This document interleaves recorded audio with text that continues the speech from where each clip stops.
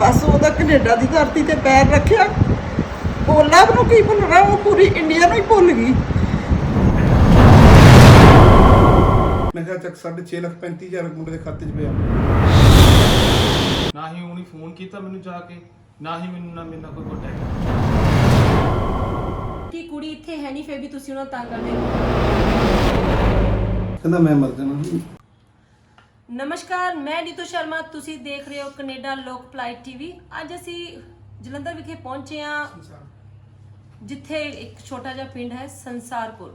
ਜਿਵੇਂ ਤੁਹਾਨੂੰ ਪਤਾ ਹੈ ਕਿ ਵਿਆਹ ਤੋਂ ਬਾਅਦ ਕੁੜੀਆਂ ਜਾਂ ਮੁੰਡਿਆਂ ਬਾਹਰ ਚਲੇ ਜਾਂਦੇ ਆ ਤੇ ਮੁੜ ਕੇ ਪਿੱਛੇ ਪਰਤਦੇ ਨਹੀਂ। ਜੋ ਪਰਿਵਾਰਾਂ ਨੇ ਉਹਨਾਂ ਨੂੰ ਬਾਹਰ ਭੇਜਿਆ ਹੁੰਦਾ ਆ ਉਹ ਤਰਾ ਕਰਦੇ ਆ, ਕਿਉਂਕਿ ਉਹਨਾਂ ਵੱਲੋਂ ਖਰਚਾ ਕੀਤਾ ਹੁੰਦਾ ਹੈ। ਲੋਕ ਅੱਜ ਕੱਲ ਵਿਆਹਾਂ ਨੂੰ ਗੁੱਡੇ ਗੁੱਡੀਆਂ ਦਾ ਖੇਡ ਸਮਝਦੇ। ਇਹੋ ਜਿਹੀ ਗੱਲਬਾਤ ਪਿੰਡ ਸੰਸਾਰਪੁਰ ਦੇ ਵਿੱਚ ਹੋਈ ਆ, ਜਿੱਥੇ ਅਸੀਂ ਤੁਹਾਨੂੰ ਮਿਲਾਵਾਂਗੇ ਲਵਪ੍ਰੀਤ ਦੇ ਨਾਲ, ਜਿਨ੍ਹਾਂ ਨੇ ਬਹੁਤ ਖਰਚਾ ਕਰਕੇ ਆਪਣੀ ਘਰਵਾਲੀ ਨੂੰ ਬਾਹਰ ਭੇਜਿਆ, ਪਰ ਉਹਨੇ ਆਪਣੇ ਪਿੰਡ ਵਿੱਚ ਆਪਣੇ ਆਪ ਨੂੰ ਅਣਵਿਆਹੀ ਸਾਬਤ ਕੀਤਾ, ਜਿਸ ਦਾ ਪਿੰਡ ਬਡੇਸਰੋ, ਜੋ ਕਿ ਜ਼ਿਲ੍ਹਾ ਹੁਸ਼ਿਆਰਪੁਰ ਤੇ ਤਹਿਸੀਲ ਗੜਸ਼ੰਕਰ ਪੈਂਦਾ ਹੈ। ਉਹਨਾਂ ਦੇ ਨਾਲ ਤੁਹਾਨੂੰ ਰੂਬਰੂ ਕਰਾਵਾਂਗੇ ਲਵਪ੍ਰੀਤ, ਜੋ ਕਿ ਸੰਸਾਰਪੁਰ ਦੇ ਵਿੱਚ ਬੈਠੇ ਹੋਏ ਨੇ, ਸਾਡੇ ਕੋਲ ਬੈਠੇ ਹੋਏ ਨੇ। ਉਹਨਾਂ ਨਾਲ ਤੁਹਾਡੇ ਨਾਲ ਗੱਲਬਾਤ ਕਰਾਵਾਂਗੇ ਤੇ ਪੂਰੀ ਜਾਣਕਾਰੀ ਉਹਨਾਂ ਕੋਲੋਂ ਲਵਾਂਗੇ ਕਿ ਕੀ ਗੱਲਬਾਤ ਹੈ ਕਿ ਜੋ ਤੁਹਾਨੂੰ ਲੜਕੀ ਨੇ ਮੁੜ ਕੇ ਸੰਪਰਕ ਵਿੱਚ ਨਹੀਂ ਲਿਆ। ਜੀ ਸਰ ਪਹਿਲਾਂ ਤਾਂ ਤੁਹਾਡਾ ਸਾਡੇ ਲੋਕ ਭਲਾਈ ਚੈਨਲ ਵਿੱਚ ਸਵਾਗਤ ਹੈ। ਤੇ ਸਾਡਾ ਇਹ ਚੈਨਲ ਲੋਕਾਂ ਦੀਆਂ ਸਮੱਸਿਆਵਾਂ ਨੂੰ ਹੱਲ ਕਰਨ ਲਈ ਪਹਿਲੇ ਨੰਬਰ ਤੇ ਆ। ਇਹ ਲੋਕ ਭਲਾਈ ਜਿਹੜਾ ਚੈਨਲ ਇਹ ਕੈਨੇਡਾ ਤੋਂ ਆ। ਤੁਸੀਂ ਆਪਣੀ ਜੋ ਵੀ ਸਮੱਸਿਆ ਹੈ ਸਾਡੇ ਚੈਨਲ ਦੇ ਥਰੂ ਸਾਰੇ ਦੇਸ਼ ਨੂੰ ਖੁੱਲੇ ਦਿਲ ਨਾਲ ਤੇ ਬੇਝਿਜਕ ਦੱਸ ਸਕਦੇ ਹੋ। ਠੀਕ, ਅਸੀਂ ਇਨਸਾਫ ਦਿਵਾਉਣ ਵਿੱਚ ਤੁਹਾਡਾ ਪੂਰਾ ਯੋਗਦਾਨ ਦੇਵਾਂਗੇ, ਜੋ ਸਾਡਾ ਕਰਮ ਆ। ਜੀ ਲਵਪ੍ਰੀਤ, ਜਿਹੜੀ ਮੇਰੀ ਇੰਗੇਜਮੈਂਟ ਹੋਈ ਸੀਗੀ ਜੀ, ਉਹ ਹੋਈ ਸੀਗੀ 7 ਅਪ੍ਰੈਲ 2019 ਦੇ ਵਿੱਚ। ਤੇ ਉਸ ਤੋਂ ਬਾਅਦ ਜਿਹੜਾ ਹੈਗਾ ਆ ਵਿਆਹ ਕੀਤਾ ਸੀਗਾ ਮੇਰੇ ਘਰਦਿਆਂ ਨੇ। ਜਦੋਂ ਕੁੜੀ ਦਾ ਵੀਜ਼ਾ ਆ ਗਿਆ ਉਸ ਤੋਂ ਬਾਅਦ ਵਿਆਹ ਕੀਤਾ ਸੀਗਾ 12 ਅਪ੍ਰੈਲ 2020 ਦੇ ਵਿੱਚ। ਵਿਆਹ ਤੋਂ ਬਾਅਦ ਕੁੜੀ ਜਿਹੜੀ ਮੇਰੀ ਵਾਈਫ ਹੈਗੀ ਆ, ਉਹ ਇੱਥੇ 4 ਮਹੀਨੇ ਇੰਡੀਆ 'ਚ ਰਹੇ ਹੈਗੇ ਆ ਤੇ 2 ਮਹੀਨੇ ਸਾਡੇ ਕੋਲ ਰਹੇ ਆ, 2 ਮਹੀਨੇ ਆਪਣੇ ਪੇਕੇ ਰਹੇ ਹੈਗੇ ਆ। ਉਹ ਵੀ ਜਿਹੜੇ ਇੱਥੇ ਮੇਰੇ ਡਾਕੂਮੈਂਟ ਵਗੈਰਾ ਬਣਾਉਣ ਵਾਸਤੇ ਰਹਿੰਦੇ ਸੀਗੇ। ਤੇ ਜਦੋਂ ਉਹ ਪਿੰਡ ਜਾਂਦੇ ਹੁੰਦੇ ਸੀ, ਉਹਨਾਂ ਨੇ ਆਪਣੇ ਪਿੰਡ ਜਿਹੜਾ ਹੈਗਾ ਅਨਮੈਰਿਡ ਸ਼ੋਅ ਕੀਤਾ ਆ ਕਿ ਮੈਂ ਜਿਹੜੀ ਹੈਗੀ ਆ ਵਿਆਹੀ ਨਹੀਂ ਹੈਗੀ। ਤੇ ਕੁੜੀ ਜਿਹੜੀ ਡੋਲੀ, ਜਿਹੜੀ ਵਾਈਫ ਸਾਡਾ ਵਿਆਹ ਕੀਤਾ ਹੈਗਾ, ਡੋਲੀ ਜਿਹੜੀ ਤੁਰੀ ਆ, ਉਹ ਕੁੜੀ ਦੇ ਨਾਨਕਿਆ ਬਡੇਸਰ ਤੋਂ ਚੱਕ ਫੁੱਲੂ ਤੋਂ ਤੁਰੀ ਹੈਗੀ ਉਹਨਾਂ ਨੇ। ਇਹ ਚੱਕ ਫੁੱਲੂ ਕਿਹੜੇ ਜ਼ਿਲ੍ਹੇ 'ਚ ਪੈਂਦਾ ਹੈ? ਇਹ ਗੜਸ਼ੰਕਰ 'ਚ ਹੀ ਪੈਂਦਾ ਹੈਗਾ ਜੀ। ਤੇ ਉਹਨਾਂ ਨੇ ਜਿਹੜਾ ਹੈਗਾ ਆ ਮਤਲਬ ਕਿ ਉਹਨਾਂ ਦੀ ਪ੍ਰੀ ਪਲੈਨਿੰਗ ਸੀਗੀ ਕਿ ਜਿਹੜੀ ਹੈਗੀ ਆ ਮਤਲਬ ਕਿ ਕੁੜੀ ਨੂੰ ਅਨਮੈਰਿਡ ਸ਼ੋਅ ਕਰਨਾ ਹੈ ਪਿੰਡ ਦੇ ਵਿੱਚ। ਤੇ ਨਾ ਹੀ ਕੁੜੀ ਨੇ ਬਾਹਰ ਜਾ ਕੇ ਕਿਸੇ ਨਾਲ ਮਤਲਬ ਕਿ ਕਿਸੇ ਨੂੰ ਦੱਸਿਆ ਹੈਗਾ ਕਿ ਮੈਂ ਮੈਰਿਡ ਹੈਗੀ ਆ, ਨਾ ਹੀ ਉਹਨੇ ਮਤਲਬ ਕਿ ਇੰਡੀਆ 'ਚ ਕਿਸੇ ਨੂੰ ਇੱਥੇ ਆਪਣੇ ਪਿੰਡ ਦੱਸਿਆ। ਸਿਰਫ ਮੇਰੇ ਕਹਿੰਦੇ ਸੀ ਕਿ ਡਾਕੂਮੈਂਟ ਬਣਾਉਣ ਵਾਸਤੇ ਹੀ ਤੇਰਾ ਅਸੀਂ ਵਿਆਹ ਕੀਤਾ ਹੈਗਾ ਆ। ਜਦੋਂ ਕੈਨੇਡਾ ਚਲੇ ਗਈ ਆ, ਤਕਰੀਬਨ ਅੱਜ ਇੱਕ ਪੂਰਾ ਸਾਲ ਹੋ ਚੁੱਕਾ ਹੈ। ਅੱਜ 5 ਸਾਲ ਹੋ ਚੁੱਕਾ ਹੈ, ਪੂਰਾ 1 ਸਾਲ ਹੋ ਚੁੱਕਾ ਆ। ਉਸ ਤੋਂ ਬਾਅਦ ਤੁਹਾਡੇ ਨਾਲ ਉਹਨਾਂ ਨੇ ਕਿੰਨੀ ਕੁ ਰਾਬਤਾ ਕੀਤੀ? ਮੈਨੂੰ 5 ਸਤੰਬਰ ਅੱਜ ਦੇ ਹੀ ਦਿਨ ਜਿਹੜੀ ਹੈਗਾ 5 ਸਤੰਬਰ 2021 ਆ, ਲਾਸਟ ਈਅਰ ਅੱਜ ਦੇ ਹੀ ਦਿਨ ਅਸੀਂ ਉਹਨਾਂ ਨੂੰ ਉੱਥੇ ਦਿੱਲੀ 에ਅਰਪੋਰਟ ਤੇ ਚੜਾਉਣ ਗਏ ਸੀਗੇ। ਤੇ ਅੱਜ ਪੂਰਾ 1 ਸਾਲ ਹੋ ਗਿਆ ਆ। ਤੇ ਜਾਣੀ ਕਿ ਜਾਣ ਤੋਂ 8 ਸਤੰਬਰ ਨੂੰ ਜਿਹੜੇ ਉਹਨਾਂ ਨੇ ਆਪਣੇ ਰੰਗ ਦਿਖਾਣੇ ਸ਼ੁਰੂ ਕਰਤੇ ਸੀਗੇ, ਮੈਨੂੰ ਬਲੌਕ ਕਰ ਦੇਣਾ। ਜੇ ਮੈਂ 10 ਮੈਸੇਜ ਕਰਨੇ ਤਾਂ 1 ਜਾਂ 2 ਰਿਪਲਾਈ ਦੇਣੇ। ਤੇ ਉਸ ਤੋਂ ਬਾਅਦ ਜਿਹੜੇ 7 ਜਨਵਰੀ ਲਾਸਟ ਡੇਟ ਮੇਰੀ ਗੱਲ ਹੋਈ ਆ 7 ਜਨਵਰੀ 2021 ਦੇ ਵਿੱਚ, ਜਿਹਦੇ ਵਿੱਚ ਜਿਹੜੇ ਹੈਗੇ ਆ ਉਹਨਾਂ ਨੇ ਮੈਨੂੰ ਬਲੌਕ ਕਰਤਾ ਸੀਗਾ। ਯਾਨੀ ਕਿ ਤੁਹਾਡਾ ਕਹਿਣ ਦਾ ਇਹਨਾਂ ਦਾ ਕਹਿਣ ਦਾ ਮਤਲਬ ਹੈ ਕਿ ਕੈਨੇਡਾ ਜਾਣ ਤੋਂ ਬਾਅਦ ਉਹਨਾਂ ਨੇ ਇਹਨਾਂ ਨੂੰ ਬਹੁਤ ਹੀ ਘੱਟ ਮੈਸੇਜ ਕੀਤੇ ਤੇ ਕਾਲ ਕੀਤੇ। ਤਕਰੀਬਨ ਇਹਨਾਂ ਨੇ ਸਾਡੇ ਨਾਲ ਗੱਲਬਾਤ ਕਰਦੇ ਹੋਏ ਦੱਸਿਆ ਕਿ ਜਨਵਰੀ ਮਹੀਨੇ ਤੋਂ ਬਾਅਦ ਉਹਨਾਂ ਨੇ ਸਾਨੂੰ ਹੁਣ ਤੱਕ ਕੋਈ ਵੀ ਕਾਲ ਜਾਂ ਮੈਸੇਜ ਨਹੀਂ ਕੀਤਾ। ਤਕਰੀਬਨ ਜਨਵਰੀ ਤੋਂ ਸਤੰਬਰ ਮਹੀਨੇ ਜਾਂ ਤਕਰੀਬਨ ਅਸੀਂ ਕਹਿ ਸਕਦੇ 8 ਜਾਂ 9 ਮਹੀਨੇ ਦੇ ਕਰੀਬ ਉਹਨਾਂ ਨੇ ਕੋਈ ਵੀ ਇਹਨਾਂ ਨੂੰ ਮੈਸੇਜ ਨਹੀਂ ਕੀਤਾ। ਸੋਚਣ ਵਾਲੀ ਗੱਲ ਹੈ ਵੀ ਇਹਨਾਂ ਨੂੰ ਬਲੌਕ ਕਿਉਂ ਕਰਨਾ? ਇੱਕ ਵਾਈਫ ਨੇ ਆਪਣੇ ਹਸਬੰਡ ਨੂੰ ਬਲੌਕ ਕਰਨ ਦਾ ਕੀ ਕਾਰਨ ਹੋ ਸਕਦਾ? ਕੀ ਸਿਰਫ ਇੱਕ ਬਾਹਰ ਜਾਣ ਦੇ ਖਾਤਰ ਹੀ ਇਹ ਵਿਆਹ ਕਰਵਾਇਆ ਗਿਆ ਸੀਗਾ? ਅਸੀਂ ਇਹਨਾਂ ਦੇ ਫਾਦਰ ਸਾਹਿਬ ਨਾਲ ਵੀ ਤੁਹਾਨੂੰ ਰੂਬਰੂ ਕਰਾਵਾਂਗੇ। ਪਹਿਲਾਂ ਥੋੜੀ ਜਿਹੀ ਹੋਰ ਜਾਣਕਾਰੀ ਇਹਨਾਂ ਤੋਂ ਪ੍ਰਾਪਤ ਕਰਦੇ ਹਾਂ। ਜੀ ਸਰ, ਉਸ ਤੋਂ ਕੀ ਜਿਹੜਾ ਜੋ ਵੀ ਖਰਚਾ ਕੀਤਾ ਹੈ ਕਿ ਇਹ ਤੁਹਾਡੇ ਵੱਲੋਂ ਕੀਤਾ ਗਿਆ ਸੀਗਾ? ਹਾਂਜੀ, ਸਾਰਾ ਖਰਚਾ ਜਿਹੜਾ ਹੈਗਾ ਸਾਡੇ ਵੱਲੋਂ ਕੀਤਾ ਗਿਆ ਆ। 35 ਲੱਖ ਰੁਪਇਆ ਮੇਰੇ ਫਾਦਰ ਸਾਹਿਬ ਨੇ ਇਨਵੈਸਟ ਕੀਤਾ ਉਹਨਾਂ ਦੇ ਉੱਤੇ। ਔਰ ਕੁੜੀ ਜਦੋਂ, ਮੈਂ ਇੱਕ ਗੱਲ ਵੀ ਕਹਿਣਾ ਚਾਹੁੰਦਾ ਕਿ ਕੁੜੀ ਜਦੋਂ ਆਪਣੇ ਪੇਕੇ ਜਾਂਦੀ ਹੁੰਦੀ ਸੀ ਤਾਂ ਚੂੜਾ ਉਤਾਰ ਕੇ ਜਾਂਦੀ ਹੁੰਦੀ ਸੀਗੀ, ਤਾਂ ਕਿ ਜਿਹੜਾ ਹੈਗਾ ਮੇਰੇ ਪੇਕਿਆਂ 'ਚ ਕਿਸੇ ਨੂੰ ਪਤਾ ਨਾ ਲੱਗ ਸਕੇ। ਔਰ ਉਹ ਜਿਹੜੀ ਹੈਗੀ ਮਤਲਬ ਕਿ ਇੱਥੋਂ ਆਪਣੇ ਮਾਸੀ ਹੈਗੇ ਇੱਥੇ ਅਲਾਦੀਨਪੁਰ, ਮਾਸੜ ਜਿਹੜਾ ਵਿਚੋਲਾ ਆ, ਉਹਨਾਂ ਦੇ ਘਰੋਂ ਹੋ ਕੇ ਸਾਰਾ ਮੇਕਅਪ ਵਗੈਰਾ ਚੂੜਾ ਉਤਾਰ ਕੇ ਇੱਥੇ ਰੱਖ ਕੇ ਬਡੇਸਰੋ ਪਿੰਡ ਜਾਂਦੀ ਹੁੰਦੀ ਸੀਗੀ। ਫਿਰ ਤੁਸੀਂ ਇਸ ਬਾਰੇ ਉਹਨਾਂ ਨੂੰ ਕੋਈ ਗੱਲਬਾਤ ਨਹੀਂ ਕੀਤੀ ਵੀ ਤੂੰ ਚੂੜਾ ਕਿਉਂ ਉਤਾਰ ਕੇ ਜਾਨੀ ਹੈ? ਉਹ ਕਹਿੰਦੇ ਹੁੰਦੇ ਸੀ, ਕਹਿੰਦੇ ਵੀ ਅਸੀਂ ਹਜੇ ਪਿੰਡ 'ਚ ਨਹੀਂ ਸ਼ੋਅ ਕਰਨਾ ਹੈਗਾ, ਵੀ ਜਦੋਂ 2 ਸਾਲ ਬਾਅਦ ਮੈਂ ਆਉਂਗੀ ਫਿਰ ਪੱਕਾ ਵਿਆਹ ਕਰਾਂਗੇ, ਫਿਰ ਦੁਬਾਰਾ ਲਾਵਾਂ ਲਵਾਂਗੇ। ਉਹ ਇਦਾਂ ਕਹਿੰਦੇ ਹੁੰਦੇ ਸੀਗੇ। ਕੁੜੀ ਜਿਹੜੇ ਮੇਰੇ ਸੱਸ ਹੈਗੇ ਮਨਜੀਤ ਕੌਰ, ਉਹ ਵੀ ਇਹੀ ਕਹਿੰਦੇ ਸੀ, ਕਹਿੰਦੇ ਵੀ ਮੈਂ ਦੁਬਾਰਾ ਵਿਆਹ ਕਰਨਾ, ਦੁਬਾਰਾ ਲਾਵਾਂ ਫੇਰੇ ਕਰਾਣੇ ਤੁਹਾਡੇ, ਤੇਰਾ ਡੈਡੀ ਆ ਜਾਊਗਾ ਬਾਹਰੋਂ, ਸਹੁਰਾ ਸਾਹਿਬ ਤੇਰੇ, ਫਿਰ ਅਸੀਂ ਜਿਹੜਾ ਹੈਗਾ ਦੁਬਾਰਾ ਸਾਰੇ ਕਾਰਜ ਵਿਹਾਰ ਫਿਰ ਕਰਾਂਗੇ। ਈਵਨ ਕਿ ਕੁੜੀ ਨੂੰ ਉਹਨਾਂ ਨੇ ਜਿਹੜਾ ਹੈਗਾ ਆ ਇਹ ਵੀ ਤੱਕ ਕਿਹਾ ਸੀਗਾ ਕਿ ਤੂੰ ਜਾਂ ਸਾਨੂੰ ਚੂਜ਼ ਕਰ ਲਾ ਜਾਂ ਲਵ ਦੀ ਫੈਮਿਲੀ ਨੂੰ ਚੂਜ਼ ਕਰ ਲਾ। ਤੇ ਮੈਂ ਇਹ ਗੱਲ ਕੁੜੀ ਦੀ ਮੰਮੀ ਦੇ ਮੂੰਹੋਂ ਖੁਦ ਸੁਣੀ ਆ ਜਦੋਂ ਮੈਂ ਉੱਥੇ ਪਿੰਡ ਗਿਆ ਸੀ ਬੜੇਸਰੋਂ, ਕੁੜੀ ਦੇ ਜਾਣ ਤੋਂ 1 ਮਹੀਨਾ ਬਾਅਦ। ਇਸ ਵਾਰ ਤੁਹਾਡੇ ਵੱਲੋਂ ਕੋਈ ਕੰਪਲੇਂਟ ਵਗੈਰਾ ਕੀਤੀ ਗਈ? ਨਹੀਂ, ਮੈਂ ਇਦਾਂ ਦੀ ਕੋਈ ਕੰਪਲੇਂਟ ਨਹੀਂ ਕੀਤੀ ਹੈਗੀ। ਤੇ ਉਸ ਤੋਂ ਬਾਅਦ ਜਿਹੜਾ ਕਿ 3 ਅਪ੍ਰੈਲ ਨੂੰ 2021 ਦੇ ਵਿੱਚ ਉਹਨਾਂ ਨੇ ਸਾਡੇ ਖਿਲਾਫ ਸਗੋਂ ਕਾਫੀ ਕੇਸ ਵਗੈਰਾ ਲਾਏ, ਹਾਇਰ ਕੀਤੇ ਉਹਨਾਂ ਨੇ। ਦੌਰੀ ਦਾ ਕੇਸ ਲਾਇਆ, ਦਾਜ ਦਹੇਜ ਦਾ ਕੇਸ ਲਾਇਆ ਉਹਨਾਂ ਨੇ, ਠੀਕ ਆ ਜੀ। ਤੇ ਵੀ ਮੇਰੇ ਸਾਡੇ ਘਰ ਦੇ ਤੰਗੀ ਕੇਸ ਲਾਇਆ ਕਿ ਇਸ ਕੁੜੀ ਨੂੰ ਤੰਗ ਕਰਦੇ ਆ। ਹਾਲਾਂਕਿ ਸਾਡੇ ਵੱਲੋਂ ਇਦਾਂ ਦਾ ਕੁਝ ਨਹੀਂ ਸੀਗਾ। ਉਹਨਾਂ ਨੇ ਸਾਡੇ ਤੇ 6 ਪਰਚੇ ਦਿੱਤੇ, 6 ਦੇ 6 ਨੂੰ ਅਸੀਂ ਫੇਸ ਕੀਤਾ। ਬਟ ਹੁਣ ਜਦੋਂ ਕਿ ਸਾਡਾ ਇੱਕ ਪਰਚਾ ਹੋਇਆ ਹੈਗਾ 420 ਦਾ, ਸਾਰਾ ਕੁਝ ਸਾਡਾ ਆਨਲਾਈਨ ਚੜਾਤਾ, ਠੀਕ ਹੈ ਜੀ, ਸਰਕਾਰ ਨੇ, ਕਾਨੂੰਨ ਨੇ। ਤੇ ਹੁਣ ਉਹ ਇੱਕ ਪਰਚੇ ਨੂੰ ਫੇਸ ਨਹੀਂ ਕਰ ਰਹੇ ਹੈਗੇ, ਉਹ ਸਾਰੇ ਭੁਗਾੜੇ ਹੋ ਚੁੱਕੇ ਆ। ਕੁੜੀ ਦੀ ਮਾਸੀ, ਮਾਸੜ, ਮੰਮੀ, ਭਰਾ, ਠੀਕ ਹੈ ਜੀ, ਜਿਹੜਾ ਹਮਸਲਾ ਉਹਦਾ ਜਸਵੀਰ ਸਿੰਘ ਜੱਸੀ ਮਾਮਾ ਹੈਗਾ ਆ, ਛੋਟਾ ਮਾਮਾ, ਉਹ ਵੀ ਭੁਗਾੜਾ ਆ। ਤੇ ਜਿਹੜੀ ਨਾਨੀ ਆ ਉਹ ਵੀ ਨਹੀਂ ਮਿਲ ਰਹੀ ਹੈਗੀ ਕਿਸੇ ਨੂੰ, ਨਾ ਹੀ ਉਹਨਾਂ ਦਾ ਪਤਾ ਲੱਗ ਰਿਹਾ ਹੈਗਾ।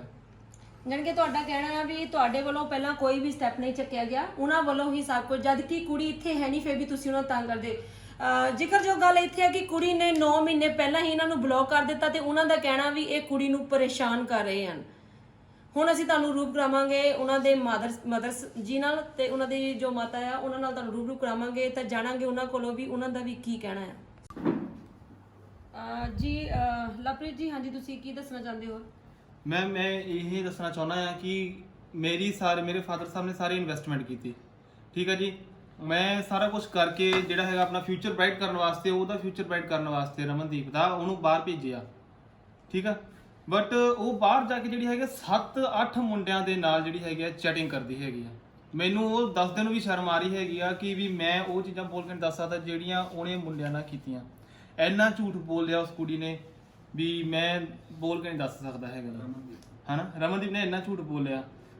ਮੁੰਡਾ ਕਹਿ ਰਿਹਾ ਹੈਗਾ ਵੀ ਤੂੰ ਆਪਣੀ ਸਾਰੀ ਚੈਟ ਡਿਲੀਟ ਕਰ ਦੇ, ਸਕਰੀਨਸ਼ਾਟ ਖਿੱਚ ਆਪਣੇ ਘਰ ਵਾਲਿਆਂ ਨੂੰ ਭੇਜ ਦੇ, ਉਹਨੂੰ ਤਸੱਲੀ ਹੋ ਜੂਗੀ ਵੀ ਲੈ ਉਹਨੂੰ ਮੈਂ ਬਲੌਕ ਕਰਤਾ। ਮੁੰਡਾ ਕਹਿ ਰਿਹਾ ਹੈਗਾ ਆ ਵੀ ਤੂੰ ਉਹਨੂੰ ਲਵ ਨੂੰ ਸੱਦ। ਮੈਂ ਕੁੜੀ ਰਮਨਦੀਪ ਕਹਿੰਦੀ ਹੈਗੀ ਆ ਮੁੰਡੇ ਨੂੰ ਵੀ ਕਰਾਂ ਮੈਂ ਸਪਾਂਸਰ ਤੈਨੂੰ। ਮੁੰਡਾ ਕਹਿੰਦਾ ਵੀ ਨਹੀਂ ਤੂੰ ਲਵ ਨੂੰ ਸਪਾਂਸਰ ਕਰ। ਕੁੜੀ ਕਹਿੰਦੀ ਰਮਨਦੀਪ ਕਹਿੰਦੀ ਵੀ ਨਹੀਂ, ਵੀ ਤੂੰ ਲਵ ਨੂੰ ਛੱਡ, ਉਹ ਤਾਂ ਪਹੁੰਚ ਗਿਆ ਬਸ ਹੁਣ ਕੈਨੇਡਾ। ਤੂੰ ਦੱਸ ਆਹ ਵੀਡੀਓ ਕਾਲਾਂ ਕੀਤੀਆਂ ਉਸ ਮੁੰਡੇ ਨਾਲ, ਇਹ ਤੋਂ ਬਾਰੇ ਦੱਸੋ ਮੈਂ ਹੋਰ ਸ਼ਰਮ ਵਾਲੀ ਕਿਹੜੀ ਗੱਲ ਕਹਿ ਸਕਦਾ, ਠੀਕ ਆ। ਉਸ ਤੋਂ ਬਾਅਦ ਮੁੰਡਾ ਪੁੱਛਦਾ ਹੈਗਾ ਕਿ ਤੁਹਾਡੇ ਕਿੰਨੇ ਬੈਂਡ ਸੀਗੇ, ਜਦੋਂ ਕਿ 6.5 ਇੰਚ ਬੈਂਡ ਸੀ। ਰਮਨਦੀਪ ਕਹਿੰਦੀ ਮੇਰੇ 7 ਬੈਂਡ ਸੀ। ਆਹ ਦੇਖੋ ਕਿੰਨੇ ਬੈਂਡ ਸੀ, ਕਹਿੰਦੀ 7 ਬੈਂਡ ਸੀ। ਕਹਿੰਦਾ ਬੱਲੇ ਜੀ, ਠੀਕ ਆ। ਉਸ ਤੋਂ ਬਾਅਦ ਕਹਿੰਦਾ ਇੰਜੋਏ ਕਰੋ ਲਾਈਫ। ਮੁੜ ਕੇ ਉਹਨੇ ਇਹ ਵੀ ਮੰਨਿਆ ਹੈਗਾ ਆ ਚੈਟ ਦੇ ਵਿੱਚ, ਇਹ ਵੀ ਹੈਗਾ ਮੇਰੇ ਕੋਲ ਕਿ ਮੁੰਡਾ ਕਹਿੰਦਾ ਬੌਸ, ਉਹ ਕਹਿੰਦੀ ਮੈਨੂੰ ਆਲਰੇਡੀ ਕੋਈ ਬੌਸ ਕਹਿੰਦਾ ਆ। ਉਹਨੇ ਮੁੰਡੇ ਨੇ ਕਿਹਾ ਕਿ ਤੁਹਾਡਾ BF, ਕਹਿੰਦੀ ਹਾਂ। ਇਹ ਵੀ ਕੁੜੀ ਜਿਹੜੀ ਹੈ ਇਹ ਵੀ ਹੈਗਾ ਆ ਮੰਨਿਆ ਹੋਇਆ ਹੈਗਾ ਰਮਨ ਨੇ ਵੀ ਮੇਰਾ ਬॉयਫ੍ਰੈਂਡ ਹੈਗਾ ਆ। ਉਹਨੇ ਕਿਹਾ ਥੈਂਕਸ ਜੀ, ਉਹਨੇ ਕੰਗ੍ਰੈਟਸ ਵੀ ਕੀਤੀ ਆ, ਉਹਨੇ ਥੈਂਕਸ ਵੀ ਕਿਹਾ ਰਮਨਦੀਪ ਨੇ ਅੱਗੇ। ਮੈਨੂੰ ਇਹ ਵੀ ਕਿਹਾ ਕਿ ਮੈਂ ਕੰਮ ਨਹੀਂ ਕਰਦੀ। ਉਹਦੀ ਸਹੇਲੀ ਨਾਲ ਚੈਟ ਹੈਗੀ ਆ, ਕਹਿੰਦੀ ਮੈਂ ਚਾਕਲੇਟ ਫੈਕਟਰੀ 'ਚ ਕੰਮ ਕਰਦੀ ਆ, ਠੀਕ ਆ। ਜਦੋਂ ਕਦੇ ਸ਼ਿਫਟ ਮਿਲਦੀ ਮੈਂ ਜਾਂਦੀ ਆ, ਠੀਕ ਆ। ਬਾਕੀ ਹੋਰ ਵੀ ਕਾਫੀ ਮੁੰਡਿਆਂ ਦੇ ਨਾਲ ਚੈਟ ਹੈਗੀ ਆ। ਮੈਂ ਇਹ ਪੁੱਛਣਾ ਚਾਹੁੰਦਾ ਆ ਕਿ ਵੀ ਮੈਂ ਕਿੱਥੇ ਗਲਤ ਸੀਗਾ, ਕਿ ਵੀ ਮੇਰੇ ਘਰ ਦੇ ਕਿੱਥੇ ਗਲਤ ਸੀ ਕਿ ਜਿਹੜਾ ਉਹ ਸਾਡੇ ਤੋਂ ਜ਼ਰੂਰੀ ਉਹਨੂੰ ਬਗਾਨੇ ਹੋ ਗਏ। ਜਿਹੜੇ ਬੰਦੇ ਨੇ 35 ਲੱਖ ਰੁਪਏ ਲਾ ਕੇ ਆਪਣੇ ਬੱਚੇ ਵਾਸਤੇ ਇੱਕ ਬਗਾਨੀ ਧੀ ਦਾ ਪਹਿਲਾਂ ਫਿਊਚਰ ਬ੍ਰਾਈਟ ਕੀਤਾ, ਉਸ ਤੋਂ ਬਾਅਦ ਬਗਾਨੀ ਧੀ ਨੇ ਹੀ ਤਾਂ ਮੇਰਾ ਫਿਊਚਰ ਬ੍ਰਾਈਟ ਕਰਨਾ ਸੀਗਾ। ਮੇਰੇ ਪਿਓ ਨੇ ਉਹਨੂੰ ਆਪਣਾ ਬਣਾ ਕੇ ਸਾਰਾ ਕੁਝ ਕੀਤਾ ਵੀ ਚਲ ਕੋਈ ਨਹੀਂ, ਜੋ ਮਤਲਬ ਕਿ ਮੇਰੀ ਧੀ ਕਰੂਗੀ ਉੱਧਰ ਜਾ ਕੇ, ਜਾਂ ਜਿੱਦਾਂ ਵੀ ਸੀਗਾ ਮਤਲਬ ਕਿ ਸਾਰਾ ਕੁਝ ਸਾਨੂੰ ਸੈਟੀਸਫਾਈ ਸੀਗਾ। ਪਰ ਉਹਨੇ ਬਾਹਰ ਜਾ ਕੇ ਇਹ ਰੰਗ ਦਿਖਾਣੇ ਸੀ, ਮੈਂ ਤੋਂ ਉਹ ਉਮੀਦ ਨਹੀਂ ਸੀ ਲਗਾਈ, ਠੀਕ ਹੈ ਜੀ। ਤੇ ਬਾਕੀ ਉਹ ਆਪਣੀ ਮੰਮੀ ਨੂੰ ਪੈਸੇ ਭੇਜਦੀ ਰਹੀ, 40,000 ਕਦੀ 10,000 ਕਦੀ ਕਿੰਨੇ ਵੀ।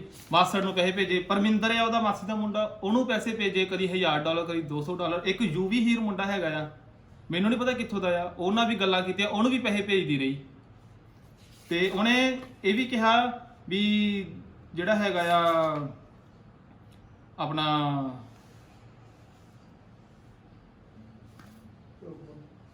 ਵੀ ਸਾਡੀ ਜਿਹੜੀ ਹੈਗੀ ਆ ਮੇਰੀ ਇਨਵੈਸਟਮੈਂਟ ਸਾਰੀ ਮੇਰੀ ਆ। ਇੱਕ ਹੋਰ ਮੁੰਡਾ ਹੈਗਾ ਕੋਈ ਦੀਕਸ਼ਾ ਸਹੇਲੀ ਹੈਗੀ ਉਹਦੇ ਭਰਾ ਨੂੰ ਇਹ ਕਿਹਾ ਉਹਨੇ ਕੁੜੀ ਨੇ ਰਮਨਦੀਪ ਨੇ ਵੀ ਇਨਵੈਸਟਮੈਂਟ ਜਿਹੜੀ ਵੀ ਸਾਡਾ ਅੱਧਾ ਪੈਸਾ ਲੱਗਾ ਆ, ਜਦੋਂ ਕਿ ਸਾਰਾ ਖਰਚਾ ਮੇਰੇ ਘਰਦਿਆਂ ਨੇ ਕੀਤਾ। ਮੇਰੇ ਕੋਲ ਵਿਦ ਪ੍ਰੂਫ ਆ, ਠੀਕ ਆ ਜੀ। ਉਸ ਮੁੰਡੇ ਦਾ ਨੰਬਰ ਵੀ ਹੈਗਾ ਮੇਰੇ ਕੋਲ, ਠੀਕ ਆ ਜੀ। ਬਾਕੀ ਦੂਸਰਾ ਮੁੰਡਾ ਨੂੰ ਕਹਿ ਰਹੀ ਕਿ ਤੈਨੂੰ ਕਰਾਂ ਸਪਾਂਸਰ, ਮੈਂ ਕਰ ਦਈਏ ਸਪਾਂਸਰ।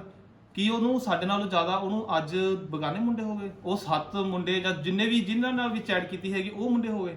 ਬਾਕੀ ਮੈਂ ਹੋਰ ਵੀ ਜਿਹੜਾ ਪਿੱਛੇ ਜਿਹੇ ਲਵਪ੍ਰੀਤ ਸਿੰਘ ਦਾ ਲਾਡੀ ਦਾ ਕੇਸ ਆਇਆ ਸੀਗਾ, ਸੁਸਾਈਡ ਉਹਨੇ ਵਿਚਾਰੇ ਨੇ ਕੀਤਾ, ਉਹਦੀ ਜ਼ਿੰਦਗੀ ਬਰਬਾਦ ਹੋਈ। ਫੋਨ ਮੈਨੂੰ ਆਏ ਮੈਂ ਕਾਫੀ ਡੀਲਿੰਗ ਕਰਦਾ ਹੈਗਾ ਇੱਦਾਂ ਲੋਕਾਂ ਨਾਲ ਕਿ ਜਿਨ੍ਹਾਂ ਨੇ ਮੈਨੂੰ ਵੀ ਕਾਲ ਆਈਆਂ ਕਿ ਮੈਂ ਹਰੇਕ ਬੰਦੇ ਨਾਲ ਗੱਲ ਸ਼ੇਅਰ ਕਰਦਾ ਕਿ ਮੇਰੇ ਨਾਲ ਆਹ ਕੰਮ ਹੋਇਆ ਮੇਰੇ ਨਾਲ। ਉਹ ਅਗਲਾ ਇੰਨੀਆਂ ਲਾਹਣਤਾਂ ਪਾਉਂਦਾ ਨਾ ਰਮਨਦੀਪ ਨੂੰ ਕਿ ਮੈਂ ਕਹਿ ਨਹੀਂ ਸਕਦਾ ਹੈਗਾ। अब मैनू खुद ਨੂੰ ਸ਼ਰਮ ਆ ਰਹੀ ਹੈਗੀ ਆ ਕਿ ਮੈਂ ਅੱਜ ਉਸ ਸਟੇਜ ਤੇ ਹੈਗਾ ਆ ਕਿ ਜਿੱਥੇ ਨਾ ਤਾਂ ਹੁਣ ਮੈਨੂੰ ਮੇਰੀ ਇੱਜ਼ਤ ਰਹੀ ਨਹੀਂ ਹੈਗੀ ਨਾ ਉਹਨੇ ਰੱਖੀ ਆ, ਤੇ ਫਿਰ ਮੈਂ ਹੁਣ ਕੀ ਕਰ ਸਕਦਾ ਹੈਗਾ। ਮੇਰੇ ਕੋਲ ਸਿਰਫ ਮੀਡੀਆ ਹੈਗਾ ਆ, ਮੀਡੀਆ ਪ੍ਰਸ਼ਾਸਨ ਹੈਗਾ ਆ, ਠੀਕ ਹੈ। ਬਾਕੀ ਸਾਡੇ ਜਿਹੜਾ ਹੈ ਜੋ ਕਾਨੂੰਨ ਹੈ, ਮੈਂ ਇਹੀ ਮੰਗ ਕਰਦਾ ਹਾਂ ਕਿ ਹੱਥ ਜੋੜ ਕੇ ਮੇਰੀ ਬੇਨਤੀ ਹੈ ਕਿ ਕੁੜੀ ਨੂੰ ਡਿਪੋਰਟ ਕੀਤਾ ਜਾਵੇ, ਉਹ ਇੱਧਰ ਆਵੇ, ਗੱਲ ਕਰੇ ਮੇਰੇ ਨਾਲ। ਮੈਂ ਉਹਨੂੰ ਪੁੱਛਣਾ ਚਾਹਾਂਗਾ ਕਿ ਮੇਰੇ ਤੋਂ ਕਿਹੜੀ ਗਲਤੀ, ਕਿੱਥੇ ਮੈਂ ਉਹਦਾ ਸਾਥ ਨਹੀਂ ਦਿੱਤਾ ਹੈਗਾ, ਕਿੱਥੇ ਜਿਹੜਾ ਹੈਗਾ ਵੀ ਮੈਂ ਉਹਦੇ ਨਾਲ ਸਟੈਂਡ ਨਹੀਂ ਕੀਤਾ ਹੈਗਾ, ਜਾਂ ਕਿੱਥੇ ਮੇਰੇ ਘਰਦਿਆਂ ਨੇ ਉਹਦਾ ਸਟੈਂਡ ਨਹੀਂ ਕੀਤਾ ਹੈਗਾ। ਮੇਰੇ ਘਰਦਿਆਂ ਨੇ ਪਾਣੀ ਵਾਂਗੂ ਜਿਹੜਾ ਹੈਗਾ ਪੈਸਾ ਬਹਾਇਆ ਉਹਦੇ ਪਿੱਛੇ, ਤੇ ਉਹ ਅੱਜ ਸਾਨੂੰ ਸਾਡੇ ਪੈਸੇ ਦਾ ਜਾਂ ਸਾਡੀ ਮੇਰੇ ਪਿਓ ਦੀ ਕਮਾਈ ਦਾ ਆਹ ਸਿਲਾ ਦੇ ਰਹੀ ਹੈ। ਕੁੜੀ ਰੈਡੀ ਕਹਿੰਦਾ ਹੈ ਕਿ ਮੈਂ ਨਹੀਂ ਤੁਹਾਨੂੰ ਜਾਣਦਾ, ਮੈਂ ਇਸ ਵਿਆਹ ਨੂੰ ਵਿਆਹ ਨਹੀਂ ਮੰਨਦਾ ਹੈਗਾ, ਠੀਕ ਹੈ ਜੀ। ਮੈਂ ਉਹਨਾਂ ਨੂੰ ਇਹੀ ਪੁੱਛਣਾ ਚਾਹੁੰਦਾ ਕਿ ਜਦੋਂ ਰਮਨਦੀਪ ਇੱਥੇ ਸੀਗੀ ਉਦੋਂ ਤਾਂ ਬੜਾ ਸਰਦਾਰ ਜੀ ਕਰਦੇ ਹੁੰਦੇ ਸੀਗੇ ਮੇਰੇ ਫਾਦਰ ਸਾਹਿਬ ਨੂੰ, ਤੇ ਜਦੋਂ ਕੁੜੀ ਬਾਹਰ ਚਲ ਗਈ ਤਾਂ ਫਿਰ ਕਹਿੰਦੇ ਤੁਸੀਂ ਕੌਣ ਤੇ ਮੈਂ ਕੌਣ, ਠੀਕ ਆ। ਕਹਿੰਦੇ ਜਿਹਨੇ ਪੱਲਾ ਫੜਾਇਆ ਉਹ ਤੋਂ ਪੈਸੇ ਮੰਗੋ ਜਾ ਕੇ, ਉਹ ਤੋਂ ਸਾਰਾ ਕੁਝ ਕਰੋ। ਅਸੀਂ ਉਹਨਾਂ ਨੂੰ ਪੁੱਛਣਾ ਚਾਹੁੰਦੇ ਹਾਂ ਵੀ ਤੁਸੀਂ ਇੱਕ ਵਾਰੀ ਆਓ ਇੰਡੀਆ, ਬਹਿ ਕੇ ਗੱਲ ਕਰੋ, ਫਿਰ ਦੇਖਦੇ ਹਾਂ ਕੌਣ ਸੱਚਾ ਕੌਣ ਝੂਠਾ। ਫੋਨਾਂ 'ਤੇ ਤਾਂ ਬਹੁਤ ਕੁਝ ਤੁਸੀਂ ਕਹਿੰਦੇ ਹੈਗੇ ਆ, ਗੱਲ ਆਮਣੇ ਸਾਹਮਣੇ ਆ ਕੇ ਬਹਿਣ ਦੀ ਗੱਲ ਕਰਨ ਦੀ ਹੁੰਦੀ ਆ। ਤੁਸੀਂ ਸਾਨੂੰ ਫੇਸ ਕਰੋ, ਅਸੀਂ ਤੁਹਾਡੇ 6 ਪਰਚੇ ਫੇਸ ਕੀਤੇ, ਤੁਸੀਂ ਸਾਡਾ ਇੱਕ ਫੇਸ ਕਰਕੇ ਦੇਖੋ, ਫਿਰ ਤੁਹਾਨੂੰ ਪਤਾ ਲੱਗੇ। ਅਸੀਂ ਤੁਹਾਡੇ 6 ਦੇ 6 ਫੇਸ ਕੀਤੇ ਪਰਚੇ, ਬਟ ਤੁਸੀਂ ਇੱਕ ਹੀ ਨਹੀਂ ਫੇਸ ਕਰ ਰਹੇ, ਤੁਸੀਂ ਖੁਦ ਭਗੌੜੇ ਹੋ ਚੁੱਕੇ ਆ। ਰਮਨਦੀਪ ਟੋਰਾਂਟੋ ਮਿਸੀਸਾਗਾ ਕਿਊਮਨ ਕੈਂਪਸ ਸੈਂਟ ਕਲੇਅਰ ਕਾਲਜ ਵਿੱਚ ਸਟੱਡੀ ਕਰਦੀ ਸੀ, ਉਹ ਆਪਣੇ ਮਾਸੀ ਦੇ ਮੁੰਡੇ ਕੋਲ ਚਲ ਗਈ ਆ ਵਿਨੀਪੈਗ ਮਨੀਟੋਪਾ ਦੇ ਵਿੱਚ, ਪਰਮਿੰਦਰ ਸਿੰਘ ਨਾਮ ਆ, ਠੀਕ ਆ ਜੀ। ਉੱਥੇ ਚਲ ਗਈ ਆ, ਉਹ ਬਿਰਧ ਆਸ਼ਰਮ 'ਚ ਕੰਮ ਕਰਦਾ ਆ, ਤੇ ਉਹ ਉੱਥੇ ਜਾ ਕੇ ਰਹਿ ਰਹੀ ਆ ਹੁਣ। ਬਾਕੀ ਹੋਰ ਮੈਂ ਇਹੀ ਹੱਥ ਜੋੜ ਕੇ ਬੇਨਤੀ ਕਰਦਾ ਕਿ ਸਾਨੂੰ ਮੇਰੀ ਫੈਮਿਲੀ ਨੂੰ ਇਨਸਾਫ ਮਿਲਣਾ ਚਾਹੀਦਾ ਹੈ। ਤੇ ਉਹਨਾਂ ਨੇ ਸਾਡੇ ਤੇ ਦਾਜ ਦਾ ਵੀ ਕੇਸ ਲਾਇਆ ਹੈਗਾ, ਉਹ ਵੀ ਸਾਡਾ ਜਿਹੜਾ ਹੈਗਾ ਆ ਕਲੋਜ਼ ਹੋ ਗਿਆ। ਜਿਹੜੇ ਬੰਦੇ ਨੇ 35 ਲੱਖ ਰੁਪਏ ਮੈਂ ਲਾ ਕੇ ਬਗਾਨੀ ਧੀ, ਮਤਲਬ ਕਿ ਕੋਈ ਵੀ ਹੈਗਾ ਆ, ਜਿਹੜੇ ਬੰਦੇ ਅੱਜ ਦੇ ਟਾਈਮ ਦੇ ਵਿੱਚ ਪੈਸੇ ਲਗਾ ਕੇ ਕੁੜੀਆਂ ਨੂੰ ਬਾਹਰ ਭੇਜਦੇ ਕਿ ਚਲੋ ਸਾਡੇ ਬੱਚੇ ਦਾ ਫਿਊਚਰ ਬ੍ਰਾਈਟ ਹੋਊਗਾ, ਕੀ ਉਹ ਦਾਜ ਮੰਗੂਗਾ? ਕਿਸੇ ਤੋਂ ਨਹੀਂ ਮੰਗਦਾ ਹੈਗਾ, ਇਹ ਚੱਕਰ ਹੈਗਾ। ਬਾਕੀ ਮੈਂ ਇਹੀ ਹੈਗਾ ਆ ਕਿ ਵੀ ਪਿੱਛੇ ਜਿਹੇ ਜਿਹੜਾ ਵੀ ਕੇਸ ਜੋ ਵੀ ਹੋਇਆ ਸੀਗਾ, ਬਾਕੀ ਇਹ ਹੈਗਾ ਆ ਵੀ ਰਮਨਦੀਪ ਨੂੰ ਜਿਸ ਬੰਦੇ ਨੇ ਸਾਂਭਿਆ ਉਹ ਉਹਨਾਂ ਦੇ ਖਿਲਾਫ ਹੀ ਉਹ ਵਰਡਿੰਗ ਬੋਲੀ ਕਿ ਮੈਂ ਬੋਲ ਕੇ ਨਹੀਂ ਦੱਸ ਸਕਦਾ ਹੈਗਾ। ਉਸ ਰਮਨਦੀਪ ਨੇ ਆਪਣੀ ਮਾਸੀ ਦੀ ਕੁੜੀ ਨੂੰ ਕਿਹਾ ਕਿ ਵੀ ਉਹ ਉਹਨੂੰ ਛੱਡ ਤੂੰ, ਵੀ ਉਹ ਅਨਪੜ੍ਹ ਲੋਕ ਆ, ਵੀ ਟੈਨਸ਼ਨਾਂ ਦਿੰਦੀ ਆ, ਵੀ ਮੈਂ ਅਨਪੜ੍ਹ ਲੋਕ ਆ, 8ਵੀਂ ਫੇਲ ਆਪਣੇ ਆਪ 'ਚ ਡਿਗਰੀ ਕੀਤੀ ਆ ਉਸ ਜਨਾਨੀ ਨੇ, ਵੀ ਮੈਂ ਹੋਰ ਕੁਝ ਨਹੀਂ ਕਹਿ ਸਕਦਾ ਹੈਗਾ। ਵੀ ਇਹ ਜਿਸ ਥਾਲੀ 'ਚ ਖਾਂਦੇ ਆ ਇਹ ਲੋਕੀ ਉਸੇ ਥਾਲੀ 'ਚ ਸ਼ੇਅਰ ਕਰਦੇ। ਜਿਹੜੀ ਲੇਡੀਜ਼ ਨੇ ਉਹਨੂੰ ਰਹਿਣ ਜੋਗੀ, ਉਹਨੂੰ ਕੁਆਰੰਟਾਈਨ ਵਾਸਤੇ ਜਿਹੜੀ ਹੈਗੀ ਜਗ੍ਹਾ ਦਿੱਤੀ, ਠੀਕ ਆ। ਰੈਂਟ ਅਸੀਂ ਭਰਿਆ ਇੱਧਰੋਂ, ਜਗ੍ਹਾ ਉਹਨੇ ਲੈ ਕੇ ਦਿੱਤੀ, ਉਹਨੇ ਵਿਚਾਰੀ ਨੇ ਜਿਹੜਾ ਹੈਗਾ ਉਹਨੂੰ ਖਾਣ ਪੀਣ ਤੱਕ ਦਾ ਜਿਹੜਾ ਸਾਰਾ ਖਰਚਾ ਪੇ ਦਿੱਤਾ, ਤੇ ਉਸ ਲੇਡੀਜ਼ ਦੀ ਉਹਨਾਂ ਨੇ ਬੁਰਾਈ ਕੀਤੀ। ਉਹ ਲੇਡੀਜ਼ ਦਾ ਅੱਖਾਂ ਬੰਦ ਕਰਕੇ ਇਹਨਾਂ ਤੇ ਵਿਸ਼ਵਾਸ ਸੀਗਾ ਕਿ ਚੱਲ ਰਮਨਦੀਪ ਆਈ ਆ ਵੀ ਮੈਂ ਉਹਨੂੰ ਸਾਂਭੂਗੀ, ਕੰਮ ਦਵਾਉਂਗੀ, ਜੋ ਵੀ ਹੈਗਾ ਵਟਐਵਰ, ਮੈਨੂੰ ਨਹੀਂ ਪਤਾ ਹੈਗਾ। ਪਰ ਰਮਨਦੀਪ ਨੇ ਉਹਨਾਂ ਦੇ ਘਰ ਰਹਿ ਕੇ ਉਹਨਾਂ ਦੀ ਥਾਲੀ 'ਚ ਛੇਦ ਕੀਤਾ, ਉਹਨਾਂ ਨੂੰ ਹੀ ਬੁਰਾ ਭਲਾ ਬੋਲੀ। ਪਿੰਦੂ ਨੂੰ, ਜਿਹੜੀ ਭੁਪਿੰਦਰ ਕੌਰ ਹੈਗੀ ਆ ਰਮਨਦੀਪ ਦੀ ਮਾਸੀ ਦੀ ਕੁੜੀ, ਉਹਨੂੰ ਆਈਡੀ ਦੇ ਉੱਤੇ ਜਿਹੜੀ ਹੈਗੀ ਗੱਲ ਚੈਟਿੰਗ ਦੇ ਵਿੱਚ ਜਿਹੜਾ ਹੈਗਾ ਬੋਲੀ ਆ। ਤੁਸੀਂ ਹੁਣ ਤੁਸੀਂ ਕੀ ਚਾਹੁੰਦੇ ਹੋ ਇਹ ਦੱਸੋ। ਹੁਣ ਮੈਂ ਇਹੀ ਚਾਹੁੰਦਾ ਹੈਗਾ ਵੀ ਰਮਨਦੀਪ ਜਾਂ ਤਾਂ ਰਮਨਦੀਪ ਇੱਧਰ ਡਿਪੋਰਟ ਹੋਵੇ, ਮੇਰੇ ਨਾਲ ਆ ਕੇ ਗੱਲ ਕਰੇ, ਮੈਨੂੰ ਦੱਸੇ ਕਿ ਕੀ ਪ੍ਰੋਬਲਮ ਆਈ ਸੀਗੀ, ਕਿਸ ਗੱਲ ਕਰਕੇ ਉਹਨੇ ਸਾਨੂੰ ਬਲੌਕ ਕੀਤਾ। ਜ਼ਿਆਦਾ ਹੀ 35 ਲੱਖ ਲਾ ਸਕਦੇ, ਕਿਉਂ ਉਹਨੇ ਬਲੌਕ ਕੀਤਾ ਮੈਨੂੰ? ਬਲੌਕ ਤਾਂ ਕਰਦੀ ਸਾਡੇ ਕੋਈ ਲੜਾਈ ਝਗੜਾ ਹੋਇਆ ਹੋਵੇ ਜਾਂ ਸਾਡੇ ਕੋਈ ਮਿਸ ਅੰਡਰਸਟੈਂਡਿੰਗ ਹੋਵੇ। ਸਾਡੇ ਤਾਂ ਸਾਰੀ ਅੰਡਰਸਟੈਂਡਿੰਗ ਸੀ। ਜਦੋਂ ਇੱਥੇ ਸੀਗੀ ਉਦੋਂ ਤਾਂ ਕਹਿੰਦੀ ਸੀ ਲਵ ਤੈਨੂੰ ਸੱਦੂਗੀ ਮੈਂ, ਤੂੰ ਟੈਨਸ਼ਨ ਨਾ ਲੈ, ਮੈਂ ਸਭ ਕੁਝ ਕਰੂੰਗੀ। ਜਦੋਂ ਬਾਹਰ ਚਲ ਗਈ ਮਤਲਬ ਨਿਕਲ ਗਿਆ ਤੇ ਹੁਣ ਲਵ ਕੌਣ ਤੇ ਮੈਂ ਕੌਣ, ਲਵ ਤੂੰ ਕੌਣ ਤੇ ਮੈਂ ਕੌਣ ਵਾਲੀ ਗੱਲ ਹੋ ਗਈ ਇਹ। ਹੁਣ ਪਾਸਪੋਰਟ ਤੇ ਉਹਨਾਂ ਨੇ ਨਾਮ ਵੀ ਨਹੀਂ ਚੜਾਇਆ ਮੇਰਾ। ਮੈਂ ਇਹ ਵੀ ਚਾਹੁੰਦਾ ਕਿ ਉਹ ਮੇਰੇ ਪਾਸਪੋਰਟ ਤੇ ਇੱਧਰ ਆਵੇ, ਮੈਂ ਉਹਦੇ ਪਾਸਪੋਰਟ ਤੇ ਆਪਣਾ ਨਾਮ ਚੜਾਉਣਾ ਚਾਹੁੰਦਾ ਆ। ਮੈਂ ਇਹੀ ਮੰਗ ਕਰਦਾ ਕਿ ਕੁੜੀ ਇੱਧਰ ਆਣੀ ਚਾਹੀਦੀ ਆ, ਠੀਕ ਆ, ਤੇ ਇੱਧਰ ਆਵੇ ਤੇ ਜੋ ਸਾਡੀਆਂ ਗੱਲਾਂ ਬਾਤਾਂ ਹੈਗੀਆਂ ਮੈਂ ਸਾਰੇ ਬਹਿ ਕੇ ਕਲੀਅਰ ਕਰਨੀਆਂ ਚਾਹੁੰਦਾ ਆ। ਮੈਨੂੰ ਜਾਂਦੀ ਨੇ ਕਹਤੇ ਹਾਂ ਬਦਲ ਗਈ। ਹਾਂ, ਅਸੀਂ ਦੱਸਣਾ ਚਾਹਾਂਗੇ ਤੁਹਾਨੂੰ ਐਮਬੈਸੀ ਵਿੱਚ ਵੀ ਜਦੋਂ ਉਹਦਾ ਪਾਸਪੋਰਟ ਲੱਗਾ ਤਾਂ ਉਹਦੀ ਮੈਰਿਜ ਹੋ ਚੁੱਕੀ ਸੀ, ਪਰ ਉੱਥੇ ਵੀ ਉਹਨੇ ਆਪਣੇ ਆਪ ਨੂੰ ਮੈਰਿਜ ਦਾ ਸ਼ੋਅ ਨਹੀਂ ਕੀਤਾ ਕਿ ਮੇਰਾ ਵਿਆਹ ਹੋ ਚੁੱਕਾ ਆ। ਇਹ ਵੀ ਬਹੁਤ ਵੱਡੀ ਉਹਦੀ ਗਲਤੀ ਆ। ਸਾਰਾ ਖਰਚਾ ਸਹੁਰਾ ਪਰਿਵਾਰ ਵੱਲੋਂ ਕੀਤਾ ਗਿਆ। 19 ਦੇ ਵਿੱਚ ਇਹਨਾਂ ਦੀ ਇੰਗੇਜਮੈਂਟ ਹੋਈ, ਉਹਨੂੰ ਆਈਲੈਟਸ ਕਰਾਈ ਗਈ, 20 ਚ ਉਹਦਾ ਵਿਆਹ ਹੋਇਆ, ਫਿਰ ਉਹ ਬਾਹਰ ਚਲੀ ਗਈ। ਅੱਜ ਉਹ ਪੂਰਾ 1 ਸਾਲ ਹੋ ਗਿਆ ਉਹ ਬਾਹਰ ਬੈਠੀ ਹੋਈ ਆ, ਪਰ ਉਹਨੇ ਆਪਣੇ ਸਹੁਰੇ ਪਰਿਵਾਰ ਦੀ ਕੋਈ ਵੀ ਸਾਰ ਨਹੀਂ ਲਈ। ਇਹਨਾਂ ਵੱਲੋਂ ਦੋਸ਼ ਲਗਾਇਆ ਜਾ ਰਿਹਾ ਹੈ ਕਿ ਉਹਨਾਂ ਨੇ ਧੋਖਾਧੜੀ ਕੀਤੀ ਆ, ਧੋਖਾ ਦੇ ਕੇ ਸਾਨੂੰ ਬਾਹਰ ਗਈ ਆ। ਸਹੁਰਾ ਪਰਿਵਾਰ ਜੋ ਲੜਕੇ ਦਾ ਆ ਉਹ ਵੀ ਇਹਨਾਂ ਨੂੰ ਬਹੁਤ ਹੀ ਗਾਲੀ ਗਲੋਚੀ ਕਰਦਾ ਤੇ ਉੱਚੇ ਨੀਵੇਂ ਸ਼ਬਦ ਬੋਲਦਾ ਆ ਕਿ ਇਹਨਾਂ ਨੇ ਕੁਝ ਇਦਾਂ ਹੀ ਕਰਨ ਦੀ ਕੋਸ਼ਿਸ਼ ਕੀਤੀ। ਇਹਨਾਂ ਨੇ ਕੀ ਕਰਨ ਦੀ ਕੋਸ਼ਿਸ਼ ਕੀਤੀ? ਮੈਡਮ ਇਹ ਕਿਹੜਾ ਸਟੈਪ ਚੱਕਿਆ ਇਹਨਾਂ ਨੇ? ਇਹ ਗੱਲ ਜਦੋਂ ਆਪਣੇ ਲਵਪ੍ਰੀਤ ਸਿੰਘ ਲਾਡੀ ਦੀ ਸਟੋਰੀ ਕ੍ਰੀਏਟ ਹੋਈ ਹੈ ਨਾ, YouTube ਤੇ ਆਈ ਆ, ਜਦੋਂ ਕੋਈ ਉਸ ਨਾਲ ਇਹ ਵਾਰਦਾਤ ਹੋਈ ਆ, ਸੇਮ ਪ੍ਰੋਸੀਜਰ ਸਾਡਾ ਹੀ ਆ। ਉਹਨੇ ਕਿਹਾ, ਕਹਿੰਦਾ ਮੰਮਾ ਕਹਿੰਦਾ ਇਦਾਂ ਕਰਕੇ ਗੱਲ ਆ ਵੀ ਜੇ ਰਮਨ ਨੇ ਮੈਨੂੰ ਨਹੀਂ ਬੁਲਾਣਾ ਨਾ, ਜਾਂ ਜਿੱਦੇ ਇਹਨੂੰ ਕਹਿਤਾ ਸੀ ਕੁੜੀ ਨੇ ਮੈਂ ਹਾਂ ਕੈਨੇਡਾ ਆ ਕੇ ਬਦਲ ਗਈਆਂ, ਕਹਿੰਦਾ ਮੈਂ ਮਰ ਜਾਣਾ। ਫਿਰ ਕੀ ਦੱਸਾਂ, ਮਤਲਬ ਅਸੀਂ ਇੰਨੇ ਭਾਵੁਕ ਹੋਏ ਨਾ, ਇੰਨਾ ਸਮਝਾਇਆ ਵੀ ਬੱਚੇ ਨਹੀਂ ਅਸੀਂ ਤੇਰੇ ਨਾਲ ਆ, ਤੂੰ ਕਿਉਂ ਇਦਾਂ ਦੀ ਹਰਕਤ ਕਰਨੀ ਆ, ਅਸੀਂ ਤੇਰੇ ਨਾਲ, ਜੇ ਤੈਨੂੰ ਸਪੋਰਟ ਨਹੀਂ ਕਰਦੇ ਤਾਂ ਗੱਲ ਕਰ, ਅਸੀਂ ਤੂੰ ਇਹਦੇ ਗਲਤ ਸਟੈਪ ਨਹੀਂ ਚੱਕਣਾ। ਜਦ ਮਾਂ-ਬਾਪ ਸਿਰ ਤੇ ਬੈਠੇ ਆ ਨਾ ਤਾਂ ਬੱਚਿਆਂ ਨੂੰ ਗਲਤ ਸਟੈਪ ਮੈਨੂੰ ਨਹੀਂ ਲੈਣਾ ਚਾਹੀਦਾ। ਪਰ ਅਸੀਂ ਬੱਚੇ ਨੂੰ ਫਿਰ ਵੀ ਸੁਲਝਾ ਕੇ ਦੁਬਾਰਾ ਉਸ ਸਟੇਜ ਤੇ ਲਿਆਂਦਾ ਵੀ ਕੋਈ ਨਾ, ਅਸੀਂ ਮਸਲਾ ਸੁਲਝਾਉਣ ਦੀ ਕੋਸ਼ਿਸ਼ ਕਰਾਂਗੇ। ਪਰ ਉਹਨਾਂ ਨੇ ਮਸਲਾ ਨਹੀਂ ਸਮਝਾਉਣ ਦੀ ਕੋਸ਼ਿਸ਼ ਕੀਤੀ। ਅਗਰ ਇਹਨੂੰ ਆਉਣ ਵਾਲੇ ਸਮੇਂ ਦੇ ਵਿੱਚ ਅਗਰ ਮੇਰਾ ਬੱਚਾ ਕੋਈ ਮੈਂਟਲੀ ਹਰਾਸਮੈਂਟ ਹੋ ਜਾਂਦਾ ਜਾਂ ਮੈਂਟਲ ਹੋ ਜਾਂਦਾ, ਕੋਈ ਡਿਸਟਰਬੈਂਸ, ਕੋਈ ਇਦਾਂ ਦੀ ਪ੍ਰੋਬਲਮ ਕ੍ਰੀਏਟ ਹੋ ਜਾਂਦੀ ਆ, ਇਹਦੇ ਜ਼ਿੰਮੇਵਾਰ ਬੇਟੇ ਦਾ ਸਹੁਰਾ ਪਰਿਵਾਰ, ਰਮਨਦੀਪ ਔਰ ਉਹਦੀ ਸੱਸ, ਮਾਸੀ ਮਾਸੜ ਔਰ ਬਲਜੀਤ ਕੌਰ ਮਾਸੀ, ਇਹ ਸ਼ਾਮਲ ਹੋਣਗੇ। ਇਹ ਇਹਨਾਂ ਤੇ ਇਹ ਜ਼ਿੰਮੇਵਾਰ ਹੋਣਗੇ। ਅਗਰ ਮੇਰੇ ਬੇਟੇ ਨੂੰ ਕੁਝ ਹੋ ਜਾਂਦਾ ਇਹ ਜ਼ਿੰਮੇਵਾਰ ਹੋਣਗੇ ਸਾਰੀ। ਕਿਉਂ? ਉਹਨਾਂ ਦੀ ਲਾਪਰਵਾਹੀ ਨਾਲ ਇਹ ਸਾਰੀ ਜੋ ਇੱਥੇ ਤੱਕ ਗੱਲ ਹੋਈ ਹੈ ਨਾ, ਉਹਨਾਂ ਦੀ ਲਾਪਰਵਾਹੀ, ਉਹਨਾਂ ਦੀ ਅਣਗਹਿਲੀ ਕਾਰਨ ਜਾਂ ਉਹਨਾਂ ਦੀ ਉਹਦੇ ਨਾਲ ਹੋਈ ਆ ਮਿਸਬਿਹੇਵੀਅਰ ਨਾਲ, ਤੇ ਇਹ ਜ਼ਿੰਮੇਵਾਰ ਉਹ ਹੋਣਗੇ। ਮੇਰੀ ਸਰਕਾਰ ਅੱਗੇ ਦਰਖਾਸਤ ਹੈ ਕਿ ਇਸ ਮਸਲੇ ਨੂੰ ਸਮਝਾਇਆ ਜਾਵੇ। ਲੋਕ ਸਹੁਰੇ ਪਰਿਵਾਰ ਵੱਲੋਂ ਪਾਣੀ ਵਾਂਗੂ ਪੈਸਾ ਵਹਾ ਕੇ ਵੀ, ਪਰ ਕਈਆਂ ਦੇ ਹੱਥ ਉਹਨਾਂ ਦੇ ਬੱਚੇ ਵੀ ਨਹੀਂ ਰਹਿੰਦੇ। ਕੁੜੀਆਂ ਬਾਹਰ ਜਾ ਕੇ ਲੜਕਿਆਂ ਨੂੰ ਸਾਦੇ ਨੇ, ਉਹ ਆਪਣੇ ਆਪ ਨੂੰ ਖਤਮ ਕਰਨ ਦੀ ਕੋਸ਼ਿਸ਼ ਕਰਦੇ। ਇਸੇ ਤਰ੍ਹਾਂ ਇਸ ਪਰਿਵਾਰ ਦੇ ਵਿੱਚ ਵੀ ਹੋਣ ਲੱਗਾ ਸੀ, ਪਰ ਇਹਨਾਂ ਨੇ ਆਪਣੇ ਬੇਟੇ ਨੂੰ ਸਮਝਾ ਕੇ ਉਹਨੂੰ ਮੁੜ ਕੇ ਸਟੈਂਡ ਤੇ ਲੈ ਕੇ ਆਂਦੇ। ਇਹਨਾਂ ਦਾ ਕਹਿਣਾ ਵੀ ਜੇਕਰ ਕੱਲ ਨੂੰ ਆਪਣੇ ਆਪ ਨੂੰ ਬੱਚਾ ਕੁਝ ਕਰ ਜਾਂਦਾ ਜਾਂ ਕੋਈ ਗੱਲਬਾਤ ਹੋ ਜਾਂਦੀ, ਉਸ ਦੇ ਜ਼ਿੰਮੇਵਾਰ ਉਹਦਾ ਸਹੁਰਾ ਪਰਿਵਾਰ ਹੋਵੇਗਾ। ਅਸੀਂ ਪ੍ਰਸ਼ਾਸਨ ਨਾਲ ਵੀ ਇਹੀ ਗੁਜ਼ਾਰਿਸ਼ ਕਰਾਂਗੇ ਵੀ ਇਹਨਾਂ ਦੀ ਜਿਹੜੀ ਪੁਕਾਰ ਉਹਨੂੰ ਜ਼ਰੂਰ ਸੁਣਿਆ ਜਾਵੇ, ਤੇ ਉਸ ਲੜਕੀ ਨੂੰ ਵੀ ਇਹ ਕਹਾਂਗੇ ਕਿ ਤੁਸੀਂ ਲਵਪ੍ਰੀਤ ਦੇ ਪਰਿਵਾਰ ਨਾਲ ਇੱਕ ਵਾਰ ਗੱਲ ਜ਼ਰੂਰ ਕਰੋ। ਮੇਰਾ ਨਾਮ ਜੀ ਸਰਬਜੀਤ ਕੌਰ ਹੈ, ਮੈਂ ਲਵਪ੍ਰੀਤ ਦੀ ਮੰਮਾ ਆ। ਹਾਂਜੀ ਮੈਡਮ, ਜਿਹੜਾ ਇਹ ਧੋਖਾਧੜੀ ਹੋਈ ਹੈ ਤੁਹਾਡੇ ਨਾਲ ਵਿਆਹ ਤੋਂ ਬਾਅਦ, ਇਹਦੇ ਬਾਰੇ ਥੋੜੀ ਜਾਣਕਾਰੀ ਦਿਓ ਸਾਨੂੰ। ਧੋਖਾਧੜੀ ਜੀ, ਕੁੜੀ ਦੇ ਪਰਿਵਾਰ ਦੇ ਪਹਿਲਾਂ ਹੀ ਮਨ ਦੇ ਵਿੱਚ ਬੇਈਮਾਨੀ ਸੀ ਤੇ ਉਹਨਾਂ ਨੇ ਸਾਨੂੰ ਬਹੁਤ ਪਰੇਸ਼ਾਨ ਕੀਤਾ ਆ। ਅਸੀਂ ਤਾਂ ਇੱਕ ਬਿੱਲ ਵਧੀਆ ਬਣਾਇਆ, ਅਸੀਂ ਤਾਂ ਕੁੜੀ ਨਾਲ ਵਧੀਆ ਬਿਹੇਵ ਕੀਤਾ, ਕੁੜੀ ਨੂੰ ਵਧੀਆ ਇੱਥੇ ਰੱਖਿਆ। ਇੱਕ ਵੀ ਕੁੜੀ ਤੇ ਮੇਰੇ ਕੋਲ 1.5 ਤੋਂ ਪੌਣੇ 2 ਮਹੀਨੇ ਰਹਿ ਕੇ ਗਈ ਆ, ਜਾਂ 2 ਮਹੀਨੇ ਲਾ ਲਓ ਕਿ ਰਹਿ ਕੇ ਗਈ ਆ। ਮੈਂ ਤਾਂ ਕੁੜੀ ਤੋਂ ਇੱਕ ਕੱਪ ਵੀ ਨਹੀਂ ਧੁਆਇਆ ਹੈਗਾ ਕਿ ਮੈਂ ਉਹਨੂੰ, ਬੱਚੀ ਨੂੰ ਇੰਨਾ ਵਧੀਆ ਰੱਖਿਆ ਆ ਕਿ ਬੇਟੀ ਨੇ ਜਾ ਕੇ ਚਲੋ ਬਾਹਰ ਕੰਮ ਹੀ ਕਰਨਾ ਆ, ਤੇ ਇੰਨਾ ਅਸੀਂ ਪਿਆਰ ਕਰਦੇ ਸੀ, ਬਹੁਤ ਜ਼ਿਆਦਾ। ਮੇਰੇ 2 ਬੇਟੇ ਆ, ਸਿਰਫ ਅਸੀਂ ਘਰ ਦੇ 4 ਮੈਂਬਰ ਆ ਜੀ। 4 ਮੈਂਬਰਾਂ ਦੇ ਵਿੱਚ ਉਹ 5ਵੀਂ ਬੱਚੀ ਸੀ, ਤੇ ਰਮਨਦੀਪ ਤਾਂ ਉਹ ਮਤਲਬ ਕਿ ਇੰਨਾ ਵਧੀਆ ਅਸੀਂ ਰੱਖਦੇ ਸੀ, ਰੱਖਣ ਦੇ ਬਾਵਜੂਦ ਵੀ ਤੇ ਉਹਨਾਂ ਦੇ ਘਰਦਿਆਂ ਨੇ ਸਾਡੇ ਤੇ ਇਹੋ ਜਿਹੇ ਐਲੀਗੇਸ਼ਨ ਲਾਤੇ ਕਿ ਉਹਨੂੰ ਪਰੇਸ਼ਾਨ ਕਰਦੇ ਸੀ। ਅਸੀਂ ਉਹਨੂੰ ਪਰੇਸ਼ਾਨ, ਬੱਚੀ ਨੂੰ ਕੀ ਕਰਨਾ ਸੀ, ਉਹ ਤਾਂ ਆਪ ਬੱਚਾ ਸੀ। ਪਰ ਲੇਕਿਨ ਉਹਦੇ ਘਰਦਿਆਂ ਦੀ ਇੰਨੀ ਥਿੰਕ ਸਾਡੇ ਬਾਰੇ ਗਲਤ ਹੋ ਗਈ ਸੀਗੀ ਕਿ ਉਹ ਕਹਿੰਦੇ ਵੀ ਮਤਲਬ ਕਿ ਅਸੀਂ ਇੰਨਾ ਵਧੀਆ ਉਹਨਾਂ ਨੂੰ ਨਾਲ ਬਿਹੇਵ ਕਰਦੇ ਸੀ, ਪਰ ਫਿਰ ਵੀ ਉਹਨਾਂ ਨੇ ਸਾਡੇ ਨਾਲ ਨਾ ਬਹੁਤ ਗਲਤ ਕੀਤਾ, ਸਾਡੇ ਬੱਚੇ ਦੇ ਨਾਲ ਧੋਖਾ ਕੀਤਾ।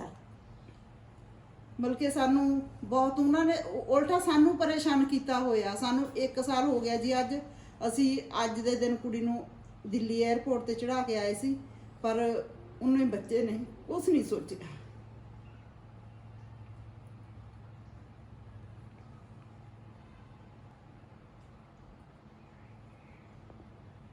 ਉਲਟਾ ਉਹਨਾਂ ਨੇ ਜੀ ਸਾਨੂੰ, ਜੇ ਅਸੀਂ ਕਈ ਵਾਰੀ ਉਹਨਾਂ ਨਾਲ, ਉਹਦੇ ਮੰਮੀ ਡੈਡੀ ਨਾਲ ਸੰਪਰਕ ਕਰਨ ਦੀ ਕੋਸ਼ਿਸ਼ ਕੀਤੀ, ਉਲਟਾ ਉਹ ਸਾਨੂੰ ਜਦੋਂ ਫੋਨ ਚੱਕਦੇ ਸੀ ਸਾਨੂੰ ਗਾਲਾਂ ਕੱਢਦੇ ਸੀ, ਧੀ ਵਾਲੇ ਹੋ ਗਏ। ਸਾਨੂੰ ਇਹੋ ਜਿਹੇ ਭੱਦੇ ਸ਼ਬਦ ਬੋਲਦੇ ਸੀ ਕਿ ਜਿਹੜੇ ਅਸੀਂ ਤੁਹਾਨੂੰ ਨਾ ਦੱਸ ਨਹੀਂ ਸਕਦੇ, ਕਿ ਇੰਨੇ ਭੱਦੇ ਸ਼ਬਦ ਸਾਡੇ ਪ੍ਰਤੀ, ਮੇਰੇ ਹਸਬੈਂਡ ਦੇ ਪ੍ਰਤੀ ਇੰਨੇ ਘਟੀਆ ਸ਼ਬਦ ਬੋਲਦੇ ਸੀ। ਜਦ ਕਿ ਅਸੀਂ ਉਹਨਾਂ ਨੂੰ ਇਹ ਵੀ ਕਿਹਾ ਸੀ ਕਿ ਮੇਰੇ ਹਸਬੈਂਡ ਨੂੰ ਤੁਸੀਂ ਪਰੇਸ਼ਾਨ ਨਾ ਕਰੋ, ਮੇਰੇ ਹਸਬੈਂਡ ਦੀ ਦਵਾਈਆਂ ਚੱਲਦੀਆਂ, ਉਹਨਾਂ ਨੂੰ 2 ਬ੍ਰੇਨ ਅਟੈਕ ਹੋ ਚੁੱਕੇ।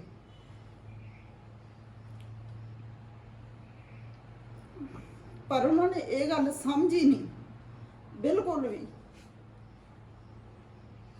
ਸੁਬਹ ਸ਼ਾਮ ਦੀ 2 ਮਹੀਨੇ ਜੀ, 4 ਮਹੀਨੇ ਤਾਂ ਅਸੀਂ ਗੇੜੇ ਮਾਰਦੇ ਰਹੇ। ਸਵੇਰੇ ਮੈਂ ਤੇ ਮੇਰੇ ਬੇਟੇ ਨੇ ਵਿਚੋਲਣ ਦੇ ਮਨਜੀਤ ਸਿੰਘ ਦੇ ਘਰ ਜਾਣਾ, ਸ਼ਾਮ ਨੂੰ ਮੇਰਾ ਬ੍ਰਦਰ ਆ ਜੀ ਇੱਥੇ ਸਾਡੇ ਕੋਲੇ ਰਹਿੰਦਾ, ਤੇ ਮੇਰੇ ਬ੍ਰਦਰ ਨੇ ਸ਼ਾਮ ਨੂੰ 2 ਘੰਟੇ ਉਹਨਾਂ ਦੇ ਕੋਲ ਜਾ ਕੇ ਆਣਾ, ਬੈਠ ਕੇ ਆਣਾ ਕਿ ਮੇਰੇ ਘਰ ਦਾ ਕੋਈ ਨੁਕਸਾਨ ਨਾ ਹੋ ਜਾਵੇ, ਮੇਰੇ ਭੈਣ ਭਣੋਈਏ ਦੇ ਘਰ ਕੋਈ ਨੁਕਸਾਨ ਨਾ ਹੋ ਜਾਵੇ, ਕਿ ਤੁਸੀਂ ਮਨਜੀਤ ਭਾਜੀ ਵੀ ਆਹ ਗੱਲ ਸਾਡੀ ਸਹੀ ਕਰ ਦਿਓ। ਨਾ ਜੀ, ਉਹਨੇ ਜੀ ਇੱਥੋਂ ਤੱਕ ਕਿਹਾ ਸਾਡੇ ਸਾਹਮਣੇ। ਇੱਕ ਤਾਂ ਹੁੰਦਾ ਲੋਕਾਂ ਦੇ ਕਹੇ ਸੁਣੇ ਸੁਣਾਈ ਦੀ ਗੱਲ, ਲੇਕਿਨ ਸਾਡੇ ਸਾਹਮਣੇ ਮੈਂ ਤੇ ਮੇਰਾ ਛੋਟਾ ਬੇਟਾ ਗਏ ਸੀ ਅਸੀਂ ਉਹਨਾਂ ਦੇ ਘਰ, ਸਾਡੇ ਸਾਹਮਣੇ ਉਹਨੇ ਆਪਣੇ ਛਾਤੀ ਪਰ ਹੱਥ ਮਾਰ ਕੇ ਕਿਹਾ ਕਿ ਮੇਰੀ ਪਾਣੀ 'ਚ ਮਧਾਣੀ ਪਾਈ ਹੋਈ ਆ, ਤੇ ਨਾ ਮੁੰਡਾ ਲੈ ਕੇ ਜਾਣਾ, ਤੇ ਨਾ ਅਸੀਂ ਤੁਹਾਨੂੰ ਪੈਸਾ ਦੇਣਾ, ਤੇ ਇਹ ਬਸ ਐਦਾਂ ਹੀ ਚੱਲੀ ਜਾਣਾ ਕੰਮ ਤੁਹਾਡਾ ਜਿਹੜਾ ਹੈਗਾ ਆ।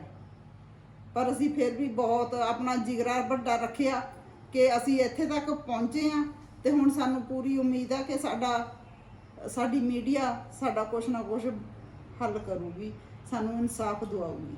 ਆਪਣੀ ਨੌਂ ਵਾਸਤੇ ਜੋ ਵੀ ਛੋਟੀ ਮੋਟੀ ਕੋਈ ਵੀ ਚੀਜ਼ ਖਰੀਦੀ ਗਈ ਉਸ ਤੇ GST ਦਾ ਬਿੱਲ ਆਧਾਰ ਤੇ ਇਹਨਾਂ ਕੋਲ ਸਾਰੇ ਸਬੂਤ ਪਏ ਹੁਣ, ਛੋਟੀ ਤੋਂ ਛੋਟੀ ਮੋਟੀ ਜੋ ਵੀ ਜੀ ਇਹਨਾਂ ਵੱਲੋਂ ਸਾਰੇ ਡਾਕੂਮੈਂਟਸ ਦਿਖਾ ਲਏ ਜਾਣ। ਅਸੀਂ ਤੁਹਾਨੂੰ ਦਿਖਾ ਲਾਂਗੇ ਕਿ ਜੋ ਵੀ ਇਹਨਾਂ ਦੀ ਕੋਰਟ ਮੈਰਿਜ ਹੋਈ ਆ, ਜਿੱਥੇ ਵੀ ਇਹਨਾਂ ਦੇ ਆਨੰਦ ਕਾਰਜ ਹੋਏ, ਉਹਨਾਂ ਦੇ ਸਰਟੀਫਿਕੇਟ ਤੇ ਹੋਰ ਵੀ ਪ੍ਰੂਫ ਤੁਸੀਂ ਦੇਖ ਸਕਦੇ ਹੋ। ਹਾਂਜੀ ਸਰ।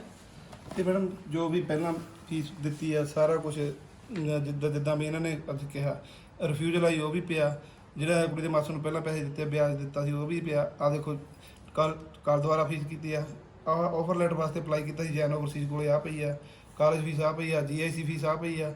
ਮੈਡਮ ਜੋ ਵੀ ਜਿੱਦਾਂ ਵੀ ਫੀਸਾਂ ਭਰੀਆਂ ਨਾ, ਤੁਸੀਂ ਦੇਖ ਸਕਦੇ ਹੋ ਕਿ ਪਹਿਲਾਂ ਪਰਮਿਟ ਦਿੱਤੀ ਹੋਈ ਫੀਸ ਤੁਸੀਂ ਆ ਦੇਖੋ ਲਿਖੀ ਆ 6000 ਰੁਪਇਆ, ਉਸ ਤੋਂ ਬਾਅਦ ਅੱਗੇ ਚੱਲਦੇ ਆ ਮੈਡੀਕਲ ਫੀਸ 5000 ਰੁਪਇਆ, ਛੋਟੀ ਤੁਹਾਨੂੰ ਦਿਖਾਉਂਦੇ ਆ।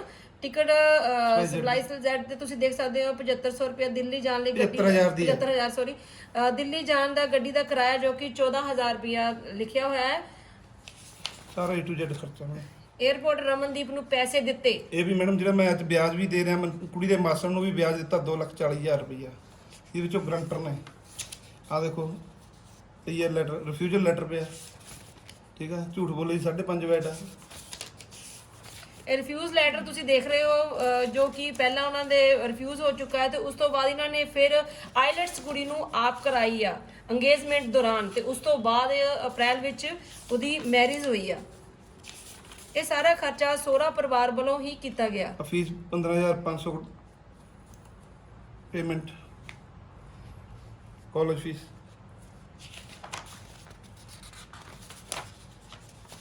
GI ਫੀਸ, ਕੁੜੀ ਦਾ ਵੀਜ਼ਾ, ਸਪਾਈਜ਼ਰ ਦੀ ਟਿਕਟ, ਰਮਨਦੀਪ ਦੇ ਜੋ ਸ਼ਾਪਿੰਗ ਕੀਤੀ ਹੈ ਉਹਨੇ, ਜੋ ਵੀ ਉਹਨੇ ਸ਼ਾਪਿੰਗ ਕੀਤੀ ਹੈ, ਇਹ ਹੁਣ ਉਹਨਾਂ ਦੇ ਰਿਲੇਟਡ ਡਾਕੂਮੈਂਟ ਸਾਰੇ, ਠੀਕ ਹੈ। ਸਾਰਾ ਬਿੱਲ ਵੀ ਸਾਰੇ ਆ ਦੇਖੋ, ਬਿੱਲ ਵੇ GST ਸਾਰੇ, GST ਨੰਬਰ, ਠੀਕ ਹੈ, ਇਹ ਵੀ GST ਨੰਬਰ। ਅਸੀਂ ਦੇਖ ਸਕਦੇ ਵੀ ਹਰ ਜਗ੍ਹਾ ਲੜਕਾ ਨਹੀਂ ਗਲਤ ਹੁੰਦਾ, ਕੁਝ ਲੜਕੀਆਂ ਵੀ ਸਹੁਰਾ ਪਰਿਵਾਰ ਨੂੰ ਧੋਖਾ ਦੇ ਕੇ ਠੱਗੀ ਮਾਰ ਕੇ ਜੋ ਬਾਹਰ ਜਾਂਦੀਆਂ ਹਨ, ਉਹ CID ਦਾ ਬਿੱਲ ਆ, ਕੰਟੀਨ ਦਾ, ਇਹ ਜਾਲੀ ਨਹੀਂ ਹੋ ਸਕਦਾ ਮੈਮ। ਆ ਦੇਖੋ ਸਾਰੇ ਦੇਖ ਰਹੇ ਮੈਮ, ਅਸੀਂ ਆਪਣੇ ਦਰਸ਼ਕਾਂ ਨੂੰ ਦੱਸਣਾ ਚਾਹਾਂਗੇ, ਤੁਸੀਂ ਆਪਣੀ ਅੱਖਾਂ ਨਾਲ ਦੇਖ ਸਕਦੇ ਹੋ ਵੀ ਇਹਨਾਂ ਦੇ ਕੋਲ ਨਿੱਕਾ ਨਿੱਕਾ ਪ੍ਰੂਫ ਪਿਆ ਹੋਇਆ ਆ। ਅਸੀਂ ਇੱਥੇ ਇਹ ਵੀ ਕਹਿ ਸਕਦੇ ਹਾਂ ਕਿ ਰਮਨਪ੍ਰੀਤ ਜੋ ਵੀ ਕਰ ਰਹੀ ਹੈ, ਰਮਨਦੀਪ, ਉਹ ਬਿਲਕੁਲ ਗਲਤ ਕਰ ਰਹੀ ਹੈ ਆਪਣੇ ਸਹੁਰੇ ਪਰਿਵਾਰ ਦੇ ਨਾਲ। GST ਬਿੱਲ ਇਹ ਸਾਰੇ ਦੇਖੋ GST ਬਿੱਲ ਹੋਟਲ ਦੇ ਜਿੱਥੇ ਜਿੱਥੇ ਇਹਨਾਂ ਨੇ ਗਏ ਘੁੰਮਣ ਫਿਰਨ, ਇਹ ਮਨਾ ਨਹੀਂ ਕੀਤਾ ਮੈਨੂੰ ਆਪਾਂ ਕਿਤੇ ਇਹਨਾਂ ਨੂੰ। ਆ ਦੇਖੋ, ਇਹ ਦੇਖੋ ਜਿੱਦਾਂ ਜਿੱਦਾਂ ਲਿਖਿਆ ਉਦਾਂ ਦੇ ਬਿੱਲਾਂ ਨਾਲ ਸਾਰੇ, ਜਿੱਥੇ ਮਰਜ਼ੀ ਆਨਲਾਈਨ ਚੈੱਕ ਕਰਵਾ ਸਕਦੇ GST ਪਾ ਕੇ।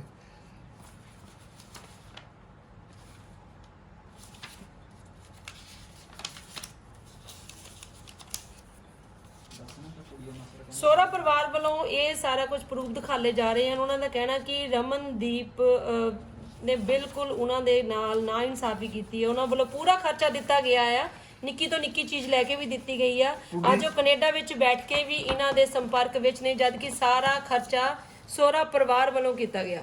ਕੁੜੀ ਦਾ ਮਾਸੜ ਮੈਮ, ਕੁੜੀ ਦੇ ਮਾਸੀ ਮਾਸੜ ਇਹ ਕਹਿ ਰਹੇ ਆ ਕਿ ਇਹਨਾਂ ਨੇ ਇਹ ਬਿੱਲ ਹੈ ਨਾ ਜਿਹੜੇ ਡੁਪਲੀਕੇਟ ਬਣਵਾਏ ਆ। ਮੈਂ ਇਹਨਾਂ ਨੂੰ ਇਹ ਬੇਨਤੀ ਕਰਦਾ ਜਾ ਕੇ GST ਨੰਬਰ ਪਾ ਕੇ ਜਿੱਥੇ ਮਰਜ਼ੀ ਚੈੱਕ ਕਰਵਾ ਸਕਦੇ ਆ GST ਨੰਬਰ ਨਾਲ, ਠੀਕ ਆ। ਮੈਂ ਬਿਨਾਂ GST ਤੋਂ ਮੈਨੂੰ ਕੋਈ ਸ਼ੌਂਕ ਨਹੀਂ ਸੀ ਮੈਂ GST ਪੇ ਕਰਾਂ।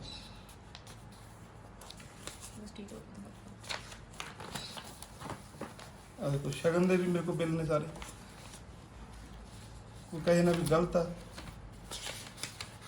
ਸਾਰੇ ਸਾਰੇ ਟਿਕਟ 2 ਲੱਖ ਦਾ ਦੋ 골ਡ ਵੀ ਹੈ 2 ਲੱਖ ਦਾ। ਤਾਂ ਕੋਈ ਲੋਕ ਤਾਂ ਮੈਡਮ ਪੈਸੇ ਮੈਂ ਇੱਕ ਮਿੰਟ ਛੋੜ। ਤੁਸੀਂ ਦੇਖ ਸਕਦੇ ਹੋ ਕਿ ਸਹੁਰੇ ਪਰਿਵਾਰ ਦਾ ਕਹਿਣਾ ਹੈ ਕਿ ਲੜਕੀ ਨੇ ਬਾਹਰ ਜਾਣ ਤੋਂ ਬਾਅਦ ਆਪਣੀ ਮਦਰ ਨੂੰ ਕੁਝ ਪੈਸੇ ਭੇਜੇ, ਨਾ ਕਿ ਆਪਣੇ ਸਹੁਰੇ ਪਰਿਵਾਰ ਨੂੰ। ਉਹਨਾਂ ਦਾ ਇਹ ਵੀ ਕਹਿਣਾ ਹੈ ਕਿ ਆਪਣੇ ਰਿਸ਼ਤੇਦਾਰਾਂ ਨੂੰ ਵੀ ਉਹ ਕੁਝ ਪੇਮੈਂਟ ਭੇਜ ਰਹੀ ਹੈ। ਟ੍ਰਾਂਜੈਕਸ਼ਨ ਹੈਗੀ ਮੇਰੇ ਕੋਲ, ਉਹਨਾਂ ਦੇ ਕੋਲ ਪੁਖਤਾ ਪ੍ਰੂਫ ਹਨ ਪੂਰੇ ਜੋ ਇਹ ਗੱਲ ਕਰ ਰਹੇ ਹਨ। ਅਸੀਂ ਇੱਥੋਂ ਜਾਣ ਸਕਦੇ ਹਾਂ ਵੀ ਗਲਤੀ ਕਿਹਦੀ ਆ।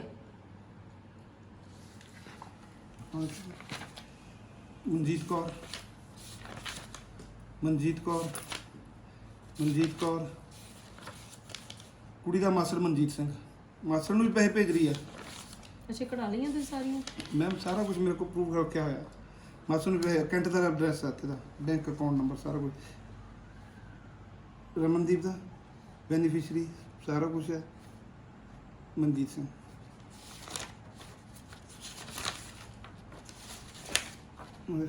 ਪਰਮਿੰਦਰ ਸਿੰਘ ਕੁੜੀ ਦੀ ਮਾਸੀ ਦਾ ਮੁੰਡਾ ਹੈ। ਇਹ ਜੂਬੀ ਹੀਰ ਆ, ਮਾਲਪੁਰ ਦਾ ਮੁੰਡਾ। ਕੀ ਲੱਗਦੇ ਜੂਬੀ ਹੀਰ ਇਹ ਹੁਣ ਮੈਂ ਤਾਂ ਕੁਝ ਕਹਿ ਨਹੀਂ ਸਕਦਾ ਜੀ ਇਹਦੇ ਬਾਰੇ। ਮੈਨੂੰ ਕਹਿੰਦੇ ਨੂੰ ਵੀ ਸ਼ਰਮ ਆਊਗੀ। ਇਹਨਾਂ ਦੀ ਚੈਟਿੰਗ ਮੈਂ ਤੁਹਾਨੂੰ ਦਿਖਾਉਣਾ, ਉਹਦੇ ਵਿੱਚ ਤੁਸੀਂ ਆਪ ਹੀ ਪੜ੍ਹ ਸਕਦੇ ਹੋ। ਤੁਸੀਂ ਕੀ ਜੱਜ ਕਰੋਗੇ? ਚੈਟਿੰਗ ਆ ਕੁੜੀ ਦੀ, ਤੁਸੀਂ ਚੈਟ ਕਰ ਤੁਹਾਨੂੰ ਦਿਖਾਉਣਾ ਮੈਂ, ਤੁਸੀਂ ਆਪ ਜੱਜ ਕਰ ਲਿਓ ਵੀ ਜੂਬੀ ਹੀਰ ਕੀ ਲੱਗਦਾ। ਸਭ ਕੁਝ ਹੈਗਾ ਮੈਮ, ਸਾਰਾ ਕੁਝ ਹੈਗਾ ਮੈਮ। ਆ ਲਓ ਆ ਫੜੋ। ਹਾਂਜੀ ਵੀਜ਼ਾ ਆ ਰੱਖ ਲਓ। ਆ ਇਹ ਹੈ ਗੁਰਦੁਆਰੇ ਦਾ ਸਰਟੀਫਿਕੇਟ।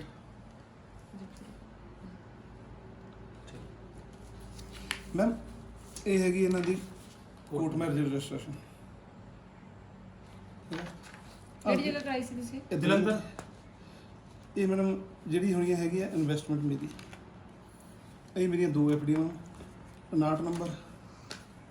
ਜਿਵੇਂ ਕਿ ਤੁਸੀਂ ਆਪਣਾ ਸਾਰਾ ਖਰਚਾ ਕਰਕੇ ਆਪਣੇ ਪੱਲੇ ਸਾਰਾ ਪ੍ਰੂਫ ਰੱਖਿਆ ਹੋਇਆ। ਹਾਂਜੀ ਹਾਂਜੀ। 61 ਨੰਬਰ ਇੰਨੇ ਦੀ ਅਮਾਉਂਟ ਦੀਆਂ ਦੋਨੇ FDਆਂ ਨਾਲ ਕੱਟੀਆਂ ਗਈਆਂ ਨੇ। ਮੇਰੇ ਨਾਂ ਤੇ ਆ, ਠੀਕ ਹੈ ਜੀ। ਆਹ ਮੇਰੀਆਂ ਹੈਗੀਆਂ ਅਕਾਊਂਟ ਸਟੇਟਮੈਂਟਾਂ, ਜਿਹੜੇ ਮੈਂ ਪੈਸੇ ਇਹਨਾਂ ਨੂੰ ਸਾਰੇ ਸਬਮਿਟ ਕੀਤੇ ਹੋਏ ਆ।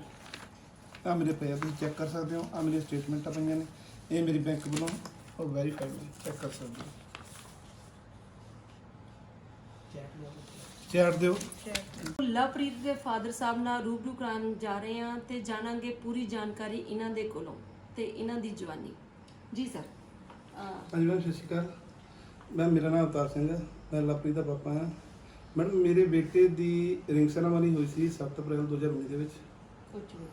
7 ਅਪ੍ਰੈਲ 2019 ਦੇ ਵਿੱਚ, ਔਰ ਉਸ ਤੋਂ ਬਾਅਦ 12 ਅਪ੍ਰੈਲ 2020 ਦੇ ਵਿੱਚ ਇਹਨਾਂ ਦੀ ਮੈਰਿਜ ਕਰ ਦਿੱਤੀ ਹੈ। ਮਨਜੀਤ ਸਿੰਘ ਕੋਲ ਮੇਰੇ ਕੰਟਰੈਕਟ 'ਚ ਇੱਦਾਂ ਹੈ, ਮੇਰੇ ਉਹਨਾਂ ਦਾ ਘਰ ਆਉਣਾ ਜਾਣਾ ਸੀਗਾ। ਉਹਨਾਂ ਨੇ ਮੈਨੂੰ ਪੁੱਛਿਆ, ਰਮਨਦੀਪ ਦੇ ਮਾਸੜ ਮਨਜੀਤ ਸਿੰਘ ਨੇ ਤੇ ਮਾਸੀ ਬਲਜੀਤ ਕੌਰ ਨੇ, ਕਿ ਮੇਰੀ ਭਾਣਜੀ ਆ, ਇੱਕ ਪੜ੍ਹੀ ਲਿਖੀ ਹੈ, ਐਜੂਕੇਟਡ ਆ, ਵੈਲ ਐਜੂਕੇਟਡ ਆ, ਵੀ ਤੁਹਾਡਾ ਬੇਟਾ ਨਾਲ ਅਸੀਂ ਕੰਟਰੈਕਟ ਮੈਰਿਜ ਕਰ ਦਿੰਦੇ ਹਾਂ ਜੇ ਤੁਸੀਂ ਪੈਸਾ ਇਨਵੈਸਟ ਕਰ ਸਕਦੇ ਹੋ ਤੁਹਾਡਾ ਬੇਟਾ ਕੈਨੇਡਾ ਚਲਾ ਜਾਏਗਾ। ਮੈਂ ਠੀਕ ਹੈ ਜੀ, ਮੈਨੂੰ ਚਲੋ ਅਸੀਂ ਗੱਲਬਾਤ ਹੋ ਗਈ ਆ ਤੇ ਠੀਕ ਆ। ਕਹਿੰਦੇ ਉਹਨਾਂ ਨੇ 7 ਅਪ੍ਰੈਲ ਨੂੰ ਇੰਗੇਜਮੈਂਟ ਕਰਤੀ, ਫਿਰ ਉਹਨਾਂ ਨੇ ਤੇ ਫਾਈਲ ਅਪਲਾਈ ਕਰਤੀ। ਫਾਈਲ ਅਪਲਾਈ ਕਰਨ ਤੋਂ ਬਾਅਦ ਕੁੜੀ ਦਾ ਰਿਫਿਊਜ਼ ਆ ਗਿਆ। ਸਾਰੀ ਇਨਵੈਸਟਮੈਂਟ ਮੇਰੀ ਰਿਫਿਊਜ਼ ਬਣ ਤੇ ਉਹ ਤੁਹਾਨੂੰ ਪਤਾ ਹੀ ਲਾਸ ਮੇਰਾ ਹੋਇਆ। ਮੈਨੂੰ ਨਾ ਤਾਂ ਵਿਚੋਲੇ ਨੇ ਦਿੱਤਾ, ਕੁੜੀ ਦੇ ਮਾਸੜ ਨੇ ਦਿੱਤਾ, ਨਾ ਕੁੜੀ ਦੇ ਪਿਓ ਨੇ ਦਿੱਤਾ, ਨਾ ਕੁੜੀ ਦੇ ਕਿਸੇ ਹੋਰ ਨੇ ਦਿੱਤਾ। ਤਾਂ ਮੈਨੂੰ ਲਾਸ ਝੱਲਣਾ ਪਿਆ। ਫਿਰ ਕੀ ਹੋਇਆ, ਮੈਂ ਚਲੋ ਫਿਰ ਇਹਨਾਂ ਨੇ ਮੈਨੂੰ ਕਿਹਾ ਵੀ ਅਸੀਂ ਜੈਨ ਓਵਰਸੀਜ਼ ਕੋਲ ਫਾਈਲ ਸਬਮਿਟ ਕਰਨੀ ਹੈ। ਜੈਨ ਓਵਰਸੀਜ਼ ਕੋਲ ਫਾਈਲ ਸਬਮਿਟ ਕੀਤੀ ਅਸੀਂ ਜਨਵਰੀ ਮੰਥ ਦੇ ਵਿੱਚ। ਜਨਵਰੀ ਮੰਥ ਦੇ ਵਿੱਚ ਸਾਰੀਆਂ ਫੀਸਾਂ ਮੈਂ ਭਰੀਆਂ, ਸਾਰ GIC, ਕਾਲਜ ਫੀਸ, ਏਜੰਟ ਦੀ ਫੀਸ, ਸਾਰਾ ਕੁਝ ਮੈਂ ਪੇ ਕੀਤਾ। ਤੇ ਮੇਰੇ ਕੋਲ ਇੱਕ ਸਟੇਟਮੈਂਟ ਪਈ ਹੈ, ਮੈਂ ਤੁਹਾਨੂੰ ਦਿਖਾ ਸਕਦਾ ਬਾਅਦ 'ਚ। ਔਰ ਕੁੜੀ ਦਾ 3 ਮਾਰਚ ਨੂੰ ਵੀਜ਼ਾ ਆ ਗਿਆ। ਵੀਜ਼ਾ ਲੈ ਕੇ ਕੁੜੀ ਨੇ ਕਿਆ ਕੀਤਾ, ਪਾਸਪੋਰਟ ਆਪਣੇ ਪੇਕੇ ਕਰ ਲੈਣੀ। ਇਨਵੈਸਟਮੈਂਟ ਮੇਰੀ ਹੈ ਤੇ ਪਾਸਪੋਰਟ ਉਹ ਆਪਣੇ ਪੇਕੇ ਕਰ ਰੱਖਿਆ ਜੀ। ਜਦੋਂ ਕਿ ਪਾਸਪੋਰਟ ਸਾਨੂੰ ਚਾਹੀਦਾ ਸੀ, ਅਸੀਂ ਬੇਟੇ ਦਾ ਨਾਂ ਉਹਦੇ ਪਰ ਮੈਂਸ਼ਨ ਕਰਵਾਉਣਾ ਸੀਗਾ। ਤੇ ਅਸੀਂ ਮਨਜੀਤ ਸਿੰਘ ਨਾਲ ਕੰਟੈਕਟ ਕੀਤਾ ਇਸ ਬੇਸ ਤੇ। ਮੈਂ ਕਿਹਾ ਵੀ ਭਾਜੀ ਇਦਾਂ ਕਰਕੇ ਗੱਲ ਆ ਵੀ ਬੇਟੇ ਦਾ ਨਾਮ ਮੈਂਸ਼ਨ ਕਰਵਾਉਣਾ, ਕੁੜੀ ਦਾ ਵੀਜ਼ਾ ਆ ਚੁੱਕਾ। ਉਹ ਕਹਿੰਦਾ ਵੀ ਹੁਣ ਕੁੜੀ ਦਾ ਵੀਜ਼ਾ ਆ ਗਿਆ, ਹੁਣ ਤੁਸੀਂ ਕੁਝ ਨਹੀਂ ਕਰ ਸਕਦੇ। ਜਦੋਂ ਕਿ ਹੋ ਸਕਦਾ ਸੀ, ਪੋਸੀਬਲ ਸੀ, ਨਵਾਂ ਪਾਸਪੋਰਟ ਬਣ ਸਕਦਾ ਸੀਗਾ। ਬਟ ਮਨਜੀਤ ਸਿੰਘ ਨੇ, ਇਹ ਉਹਨਾਂ ਦੀ ਪ੍ਰੀ ਪਲੈਨਿੰਗ ਸੀ, ਪਹਿਲਾਂ ਹੀ ਉਹਨਾਂ ਦੀ ਪਲੈਨਿੰਗ ਬਣਾਈ ਹੋਈ ਸੀਗੀ ਵੀ ਇਹ ਹੁਣ ਕੁਝ ਨਹੀਂ ਕਰ ਸਕਦੇ। ਚਲੋ ਕੋਈ ਗੱਲ ਨਹੀਂ। ਫਿਰ ਜੀ 12 ਅਪ੍ਰੈਲ ਨੂੰ ਮੈਰਿਜ ਹੋ ਗਈ। ਮੈਰਿਜ ਹੋਣ ਤੋਂ ਕੁੜੀ ਇੰਡੀਆ 'ਚ ਮੈਰਿਜ ਤੋਂ ਬਾਅਦ 4 ਮਹੀਨੇ ਰਹੀ ਆ। 4 ਮਹੀਨੇ ਦੇ ਵਿੱਚੋਂ ਜਿਹਦੇ ਵਿੱਚ ਤਕਰੀਬਨ 2 ਮਹੀਨੇ ਲਗਭਗ ਸਾਡੇ ਕੋਲ ਰਹੀ ਆ, ਠੀਕ ਆ। ਔਰ 1 ਮਹੀਨਾ ਮਾਸੀ ਨੇ ਰੱਖੀ ਆ, 1 ਮਹੀਨਾ ਆਪਣੀ ਮਾਂ ਕੋਲ ਰਹੀ ਆ। ਔਰ ਦੂਸਰੀ ਇਹ ਆ ਵੀ ਕੁੜੀ ਨੇ ਇੱਥੇ ਤੱਕ ਗਿਆ ਕਿ ਕੁੜੀ ਨੂੰ ਅਸੀਂ ਅੱਜ ਤੱਕ ਇੱਥੋਂ ਚੱਕ ਕੇ ਗਲਾਸੇ ਤੱਕ ਨਹੀਂ ਰਖਾਇਆ। ਇੱਕ ਦਿਨ ਕੀ ਹੋਇਆ, ਮੈਂ ਅਸੀਂ ਸੰਡੇ ਦਾ ਦਿਨ ਸੀ, ਬ੍ਰੇਕਫਾਸਟ ਕਰ ਰਿਹਾ ਸੀਗਾ ਬੈਠਾ, ਇਸੇ ਸੋਫੇ ਤੇ ਮੈਂ ਬੈਠਾ ਸੀਗਾ। ਇੱਥੇ ਮੈਂ ਬੈਠਾ, ਇੱਥੇ ਬੇਟੀ ਬੈਠੀ ਸੀ, ਉਹ ਦੂਸਰੇ ਕੋਰਨਰ ਤੇ ਮੈਂ ਬੈਠਾ। ਤਾਂ ਬੇਟੀ ਦੀ ਮਾਂ ਦਾ ਫੋਨ ਆਇਆ ਅਰਲੀ ਮਾਰਨਿੰਗ। ਕਹਿੰਦੀ ਮੈਨੂੰ ਬੇਟੀ ਨੇ ਕਹਿੰਦੀ ਪਾਪਾ ਅਸੀਂ ਘੁੰਮਣ ਜਾਣਾ ਮੈਂ ਲਵ ਨੇ। ਮੈਂ ਜਾਓ ਪੁੱਤ, ਕੋਈ ਗੱਲ ਨਹੀਂ। ਇਹਨਾਂ ਨੂੰ ਮੈਂ 1500 ਰੁਪਏ ਆਪਣੇ ਕੋਲੋਂ ਦਿੱਤਾ, ਮੈਂ ਘੁੰਮ ਕੇ ਜਿੱਥੇ ਜਾਣਾ ਜਾ ਕੇ ਆਓ। ਸੰਡੇ ਦਾ ਦਿਨ ਸੀਗਾ ਤੇ ਕੁੜੀ ਦੀ ਮਾਂ ਦਾ ਫੋਨ ਆਇਆ ਅਰਲੀ ਮਾਰਨਿੰਗ। ਕਹਿੰਦੀ ਹਾਂ ਮੈਡਮ ਤੂੰ ਕਿੱਧਰ ਨੂੰ ਤਿਆਰ ਹੋ ਕੇ ਬੈਠੀ ਹੈ ਮਾਰਨਿੰਗ? ਕਹਿੰਦੀ ਮੰਮਾ ਪਾਪਾ ਅੱਜ ਘਰੇ ਆ, ਛੁੱਟੀ ਤੇ ਨੇ। ਪਾਪਾ ਨੇ ਕਿਹਾ ਵੀ ਚਲੋ ਤੁਸੀਂ, ਅਸੀਂ ਪੁੱਛਿਆ ਪਾਪਾ ਨੂੰ, ਪਾਪਾ ਕਹਿੰਦਾ ਜਾਇਓ ਵੀ। ਕਹਿੰਦੀ ਮੰਮੀ, ਫਿਰ ਕੁੜੀ ਨੇ ਸੁਣਦੀ ਨੇ ਇੱਥੇ ਫੋਨ ਦੀ ਆਵਾਜ਼ ਘੱਟ ਕਰ ਲਈ। ਕਹਿੰਦੀ ਮੈਂ ਉੱਥੇ ਬ੍ਰੇਕਫਾਸਟ ਕਰ ਰਿਹਾ, ਪਰ ਜਿਹੜੀ ਕੰਸਲਟੇਸ਼ਨ ਆ ਬੰਦੇ ਦੀ ਹੋ ਜਾਂਦੀ ਹੈ। ਤੇ ਫਿਰ ਮੈਂ ਕੁੜੀ ਨੇ ਇੱਥੇ ਤੱਕ ਕਹਿੰਦੀ ਮੰਮੀ ਤੂੰ ਟੈਨਸ਼ਨ ਨਾ ਲੈ, ਮੈਂ ਜਿਹੜੀ ਚੀਜ਼ ਮੰਗਦੀ ਹਾਂ ਸਹੁਰਾ ਪਰਿਵਾਰ ਮੈਨੂੰ ਪ੍ਰੋਵਾਈਡ ਕਰਦਾ, ਪਹਿਲਾਂ ਮੇਰੇ ਕਹਿਣ ਤੋਂ ਪਹਿਲਾਂ ਚੀਜ਼ ਆ ਜਾਂਦੀ ਆ। ਤੂੰ ਕਹਿੰਦੀ ਟੈਨਸ਼ਨ ਨਾ ਲੈ। ਕਹਿੰਦੀ ਤੂੰ ਇੰਨੀ ਡਿਸੀਜਨ ਲੈਣ ਵਾਲੀ ਕੌਣ ਹੁੰਦੀ ਆ? ਕੁੜੀ ਦੀ ਮੰਮੀ ਬੋਲੀ, ਤੂੰ ਡਿਸੀਜਨ ਲੈਣ ਵਾਲੀ ਕੌਣ ਹੁੰਦੀ ਆ? ਹਜੇ ਕਹਿੰਦੀ ਮੈਂ ਮਾਂ ਆ ਤੇਰੀ, ਮੈਂ ਡਿਸੀਜਨ ਵਾਲੀ ਮੈਂ ਬੈਠੀ ਆ। ਜਦੋਂ ਮੈਡਮ ਮੈਨੂੰ ਇਸ ਗੱਲ ਦਾ ਜਵਾਬ ਦਿਓ, ਜਦੋਂ ਬੱਚੇ ਵਿਆਹ ਦਿੱਤੇ ਜਾਂਦੇ ਆ ਉਦੋਂ ਬੱਚੇ ਵਿਆਹ ਤੋਂ ਬਾਅਦ ਰਿਸਪੌਂਸਿਬਿਲਿਟੀ ਕਿਹਦੀ ਹੋ ਜਾਂਦੀ ਆ? ਇਨ-ਲਾਅਸ ਫੈਮਿਲੀ ਦੀ ਹੋ ਜਾਂਦੀ ਆ ਜਾਂ ਹਸਬੈਂਡ ਦੀ ਹੋ ਜਾਂਦੀ ਆ। ਉਹਦੇ ਵਿੱਚ ਫਿਰ ਮਦਰ ਦੀ ਇੰਟਰਫੇਰੈਂਸ ਨਹੀਂ ਚਾਹੀਦੀ। ਜੋ ਅੱਜ ਉਹ ਸਿਚੁਏਸ਼ਨ ਕ੍ਰੀਏਟ ਹੋ ਰਹੀ ਹੈ ਮੇਰੇ ਪਰਿਵਾਰ ਦੇ ਵਿੱਚ, ਜਾਂ ਸਾਡੀ ਉਸ ਨੂੰਹ ਨੇ ਕੀਤੀ ਆ ਜਾਂ ਉਸ ਕੁੜੀ ਨੇ ਕੀਤੀ ਆ, ਇਹ ਸਿਰਫ ਮਨਜੀਤ ਕੌਰ, ਮਨਜੀਤ ਸਿੰਘ, ਬਲਜੀਤ ਕੌਰ, ਕੁੜੀ ਦੀ ਨਾਨੀ, ਕੁੜੀ ਦਾ ਮਾਮਾ ਜਸਵੀਰ ਸਿੰਘ, ਇਹਨਾਂ ਦੀ ਇਨਵੋਲਵਮੈਂਟ ਕਰਕੇ। ਔਰ ਕੁੜੀ ਦਾ ਪਿਓ ਬਲਰਾਮ ਰਾਜ, ਕੁੜੀ ਦੇ ਕੈਨੇਡਾ ਜਾਣ ਤੋਂ ਪਹਿਲਾਂ ਮੇਰੇ ਨਾਲ ਕੁੜਮ ਜੀ, ਸਰਦਾਰ ਜੀ, ਚੌਧਰੀ ਜੀ, ਸਰਦਾਰ ਜੀ ਭਾਜੀ ਇਦਾਂ ਕਰਦਾ ਸੀ। ਜਦੋਂ ਕੁੜੀ ਬਾਹਰ ਚਲੇ ਗਈ, ਮੈਂ ਤੁਹਾਨੂੰ ਰਿਕਾਰਡਿੰਗ ਸੁਣਾ ਸਕਦਾ ਉਹਦੀ, ਮੇਰੇ ਕੋਲ ਪਈ ਆ ਸਾਰਾ ਕੁਝ। ਮੇਰਾ ਕੁੜੀ ਦੇ ਮਾਸਟਰ ਦੀ ਰਿਕਾਰਡਿੰਗ ਮੇਰੇ ਕੋਲ ਪਈ ਹੈ, ਮੈਂ ਸਾਰਾ ਕੁਝ ਸੁਣਾ ਸਕਦਾ। ਪਰ ਮੈਂ ਪੁੱਟ ਵੀ ਕੀਤੇ ਅੱਗੇ। ਔਰ ਮੈਨੂੰ ਕਹਿੰਦਾ ਅੱਗੇ ਤਾਂ ਕੁੜੀ ਦੇ ਪਿਓ ਦਾ ਫੋਨ ਆਇਆ ਮੈਨੂੰ, ਮੇਰੇ ਬ੍ਰਦਰ ਇਨ ਲਾਅ ਨੂੰ ਵੀ ਫੋਨ ਆਇਆ। ਕਹਿੰਦਾ ਇਹ ਵਿਆਹ ਨੂੰ ਮੈਂ ਵਿਆਹ ਨਹੀਂ ਸਮਝਦਾ, ਇਹ ਵਿਆਹ ਨਹੀਂ ਹੈਗਾ। ਤੇ ਦੂਸਰੀ ਗੱਲ ਇਹ ਹੈ, ਕਹਿੰਦਾ ਕੁੜੀ ਦੇ, ਕਹਿੰਦਾ ਤੁਸੀਂ ਅਗਲੀਆਂ ਫੀਸਾਂ ਭਰੋ। ਕਹਿੰਦਾ ਅਸੀਂ ਮੁੰਡੇ ਨੂੰ ਤਾਂ ਅਸੀਂ ਡਾਕੂਮੈਂਟ ਭੇਜਾਂਗੇ। ਕਹਿੰਦਾ ਨਹੀਂ ਤੁਹਾਡੇ ਨਾਲ ਸਾਡਾ ਰਿਸ਼ਤਾ ਕੋਈ ਨਹੀਂ। ਕੁੜੀ ਦੇ ਫਾਦਰ ਸਾਹਿਬ ਨੇ ਇਹ ਗੱਲ ਕਹੀ ਆ, ਸਾਡੇ ਕੋਲ ਸਾਰਾ ਕਹੇਗਾ, ਮੇਰੇ ਕੋਲ ਰਿਕਾਰਡ ਹੈ। ਕਹਿੰਦਾ ਤੁਹਾਡੇ ਨਾਲ ਰਿਸ਼ਤਾ ਸਾਡਾ ਕੋਈ ਨਹੀਂ, ਠੀਕ ਹੈ, ਫੀਸਾਂ ਭਰੋ। ਜਦ ਮੈਡਮ ਕੁੜੀ ਦੀ ਸਾਡੇ 1 ਸਾਲ ਹੋ ਗਿਆ, ਅੱਜ ਟਿਲ ਡੇਟ 'ਚ ਸਾਲ ਹੋ ਗਿਆ ਇੱਕ, ਜਦ ਕੁੜੀ ਨੇ ਸਾਡੇ ਨਾਲ ਅੱਜ ਤੱਕ ਨਾ ਮੇਰੇ ਨਾਲ ਨਾ ਮੇਰੀ ਵਾਈਫ ਨਾਲ ਟੱਚਿੰਗ ਨਹੀਂ ਹੈਗੀ, ਤੇ ਅਸੀਂ ਫੀਸਾਂ ਭਰਨ ਦਾ ਸਾਡਾ ਕੋਈ ਲੌਜਿਕ ਹੈ? ਕੋਈ ਲੌਜਿਕ ਨਹੀਂ ਹੈਗਾ। ਹਾਂ ਕੁੜੀ ਸਾਡੇ ਨਾਲ ਟੱਚ ਰਹਿੰਦੀ, ਸ਼ਾਇਦ ਮੈਂ ਫੀਸ ਭਰ ਜਾਂਦਾ, ਕੋਈ ਇਸ਼ੂ ਨਹੀਂ ਸੀਗਾ। ਪਰ ਕੁੜੀ ਨੇ ਸਾਨੂੰ ਅੱਜ ਤੱਕ ਇਹ ਨਹੀਂ ਕਿਹਾ ਕਿ ਵੀ ਪਾਪਾ, ਕੁੜੀ ਨੇ ਫੋਨ ਕਰਕੇ ਵੀ ਪਾਪਾ ਮੇਰੀ ਫੀਸ ਹੈ। ਕੁੜੀ ਅਗਰ ਮੈਨੂੰ ਫੋਨ ਕਰਕੇ ਕਹਿੰਦੀ ਪਾਪਾ ਫੀਸ ਹੈ ਮੈਂ ਭਰਦਾ, ਕੁੜੀ ਦੇ ਮਾਸਟਰ ਦਾ ਕੀ ਰਾਈਟ ਹੈ ਫੀਸ ਭਰਨ ਮੰਗਣ ਦਾ? ਮੇਰੇ ਤੋਂ ਕੋਈ ਰਾਈਟ ਨਹੀਂ ਹੈਗਾ। ਕੁੜੀ ਦੇ ਮਾਸਟਰ ਨੇ ਮੈਨੂੰ 2 ਵਾਰੀ ਜ਼ੋਰ ਪਾਇਆ, ਕਹਿੰਦਾ ਫੀਸ ਭਰਨਾ। ਮੈਂ ਤੈਨੂੰ ਫੋਨ ਆਇਆ? ਕਹਿੰਦਾ ਮੈਂ ਤੇਰਾ ਤੂੰ ਭਰ ਦੇ ਜਦੋਂ ਫੋਨ ਆਇਆ, ਮੈਨੂੰ ਫੋਨ ਨਹੀਂ ਆਇਆ ਕੁੜੀ ਦਾ। ਕੁੜੀ ਮੈਡਮ ਜਦ ਮੈਂ ਕੁੜੀ ਨੂੰ ਵਿਆਹ ਕੇ ਲਿਆ ਸਕਦਾ, ਜਦ ਪਹਿਲੀਆਂ ਫੀਸਾਂ ਭਰ ਸਕਦਾ, ਸਾਰਾ ਕੁਝ ਕਰ ਸਕਦਾ, ਕਿ ਮੈਂ ਫੀਸ ਨਹੀਂ ਭਰ ਸਕਦਾ। ਇਹਨਾਂ ਨੇ ਮੇਰੇ ਬ੍ਰਦਰ ਦੇ ਕੋਲ, ਮੇਰੇ ਬੈਕ ਪਿੰਡ ਬ੍ਰਦਰ ਕੋਲ ਜਾ ਕੇ ਇੱਥੇ ਤੱਕ ਰੌਲਾ ਪਾਇਆ ਕਿ ਅਵਤਾਰ ਸਿੰਘ ਕੋਲ ਪੈਸੇ ਮੁੱਕ ਗਏ, ਅਵਤਾਰ ਸਿੰਘ ਤਾਂ ਨਹੀਂ ਫੀਸ ਭਰ ਰਿਹਾ। ਮੇਰੇ ਬ੍ਰਦਰ ਨੇ ਮੈਨੂੰ ਕਿਹਾ, ਕਹਿੰਦਾ ਕੀ ਗੱਲ ਪੈਸੇ ਫੀਸ ਹੈ ਨਹੀਂ? ਮੈਂ ਕਿਹਾ ਚੱਕ 6,35,000 ਮੁੰਡੇ ਦੇ ਖਾਤੇ 'ਚ ਪਿਆ।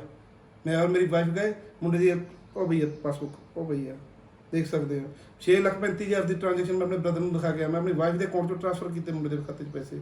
ਕਹਿੰਦਾ ਯਾਰ ਪੈਸੇ ਤਾਂ ਪਏ ਆ। ਮੈਂ ਫਿਰ ਤੇਰੇ ਕੋਲ ਕਿਉਂ ਝੂਠ ਬੋਲਿਆ ਕਿ ਵੀ ਅਵਤਾਰ ਸਿੰਘ ਕੋਲ ਪੈਸੇ ਹੈ ਨਹੀਂ? ਅੱਜ ਵੀ ਮੈਡਮ ਉਹ ਗੱਲ ਕਰ ਰਿਹਾ ਅਵਤਾਰ ਸਿੰਘ ਕੋਲ ਪੈਸੇ ਹੈ ਨਹੀਂ, ਪਰ ਮੈਡਮ ਇੱਕ ਜੇਬ ਦਾ ਕੋਈ ਕਿਸੇ ਦਾ ਕੋਈ ਮੰਗ ਨਹੀਂ ਸਕਦਾ, ਆਪਣੇ ਅਕਾਊਂਟ ਸਟੇਟਮੈਂਟ ਨਹੀਂ ਮੰਗ ਸਕਦਾ ਆਪਣੇ ਤੋਂ ਸਿਵਾਏ, ਕੋਈ ਵੀ ਨਹੀਂ ਮੰਗ ਸਕਦਾ, ਨਾ ਕਿਸੇ ਦਾ ਰਾਈਟ ਆ। ਹਰ ਦੀ ਆਪਣੀ ਇਹ ਸੀਕ੍ਰੇਸੀ ਹੁੰਦੀ ਆ। ਤੇ ਮਨਜੀਤ ਸਿੰਘ ਨੇ ਮੇਰੇ ਬ੍ਰਦਰ ਕੋਲ ਇੰਨੀਆਂ ਜਾ ਕੇ ਗੱਲਾਂ ਬੋਲੀਆਂ ਨੇ। ਦੂਸਰੀ ਗੱਲ, ਮੈਂ ਉਸ ਤੋਂ ਬਾਅਦ ਕੁੜੀ ਜਦੋਂ ਬਾਹਰ ਚਲੀ ਗਈ ਆ, ਬੇਟੇ ਨੂੰ ਬਲੌਕ ਕਰਤਾ 7 ਅਪ੍ਰੈਲ ਨੂੰ, 7 ਅਪ੍ਰੈਲ ਤੋਂ ਨਹੀਂ 7 ਜਨਵਰੀ ਤੋਂ 7 ਜਨਵਰੀ ਤੱਕ ਬੇਟੇ ਨਾਲ ਗੱਲ ਕੀਤੀ ਹੈ। ਉਸ ਤੋਂ ਬਾਅਦ ਮੈਡਮ ਪੁੱਛੋ ਨਾ, ਸਾਡਾ ਉਹ ਹਾਲ ਹੋ ਗਿਆ, ਅਸੀਂ ਮਰਨ ਕਿਨਾਰੇ ਪਏ ਆ। ਔਰ ਕੁੜੀ ਦੇ ਜਾਣ ਤੋਂ ਬਾਅਦ ਮੈਂ 2 ਹਸਪੀਟਲਾਂ ਦੀ ਮੇਰੀ ਹੋਰ ਦਵਾਈ ਵੱਧ ਗਈ ਹੈ, ਮੇਰੀ ਫਾਈਲਾਂ ਹੋ ਪਈਆਂ 7।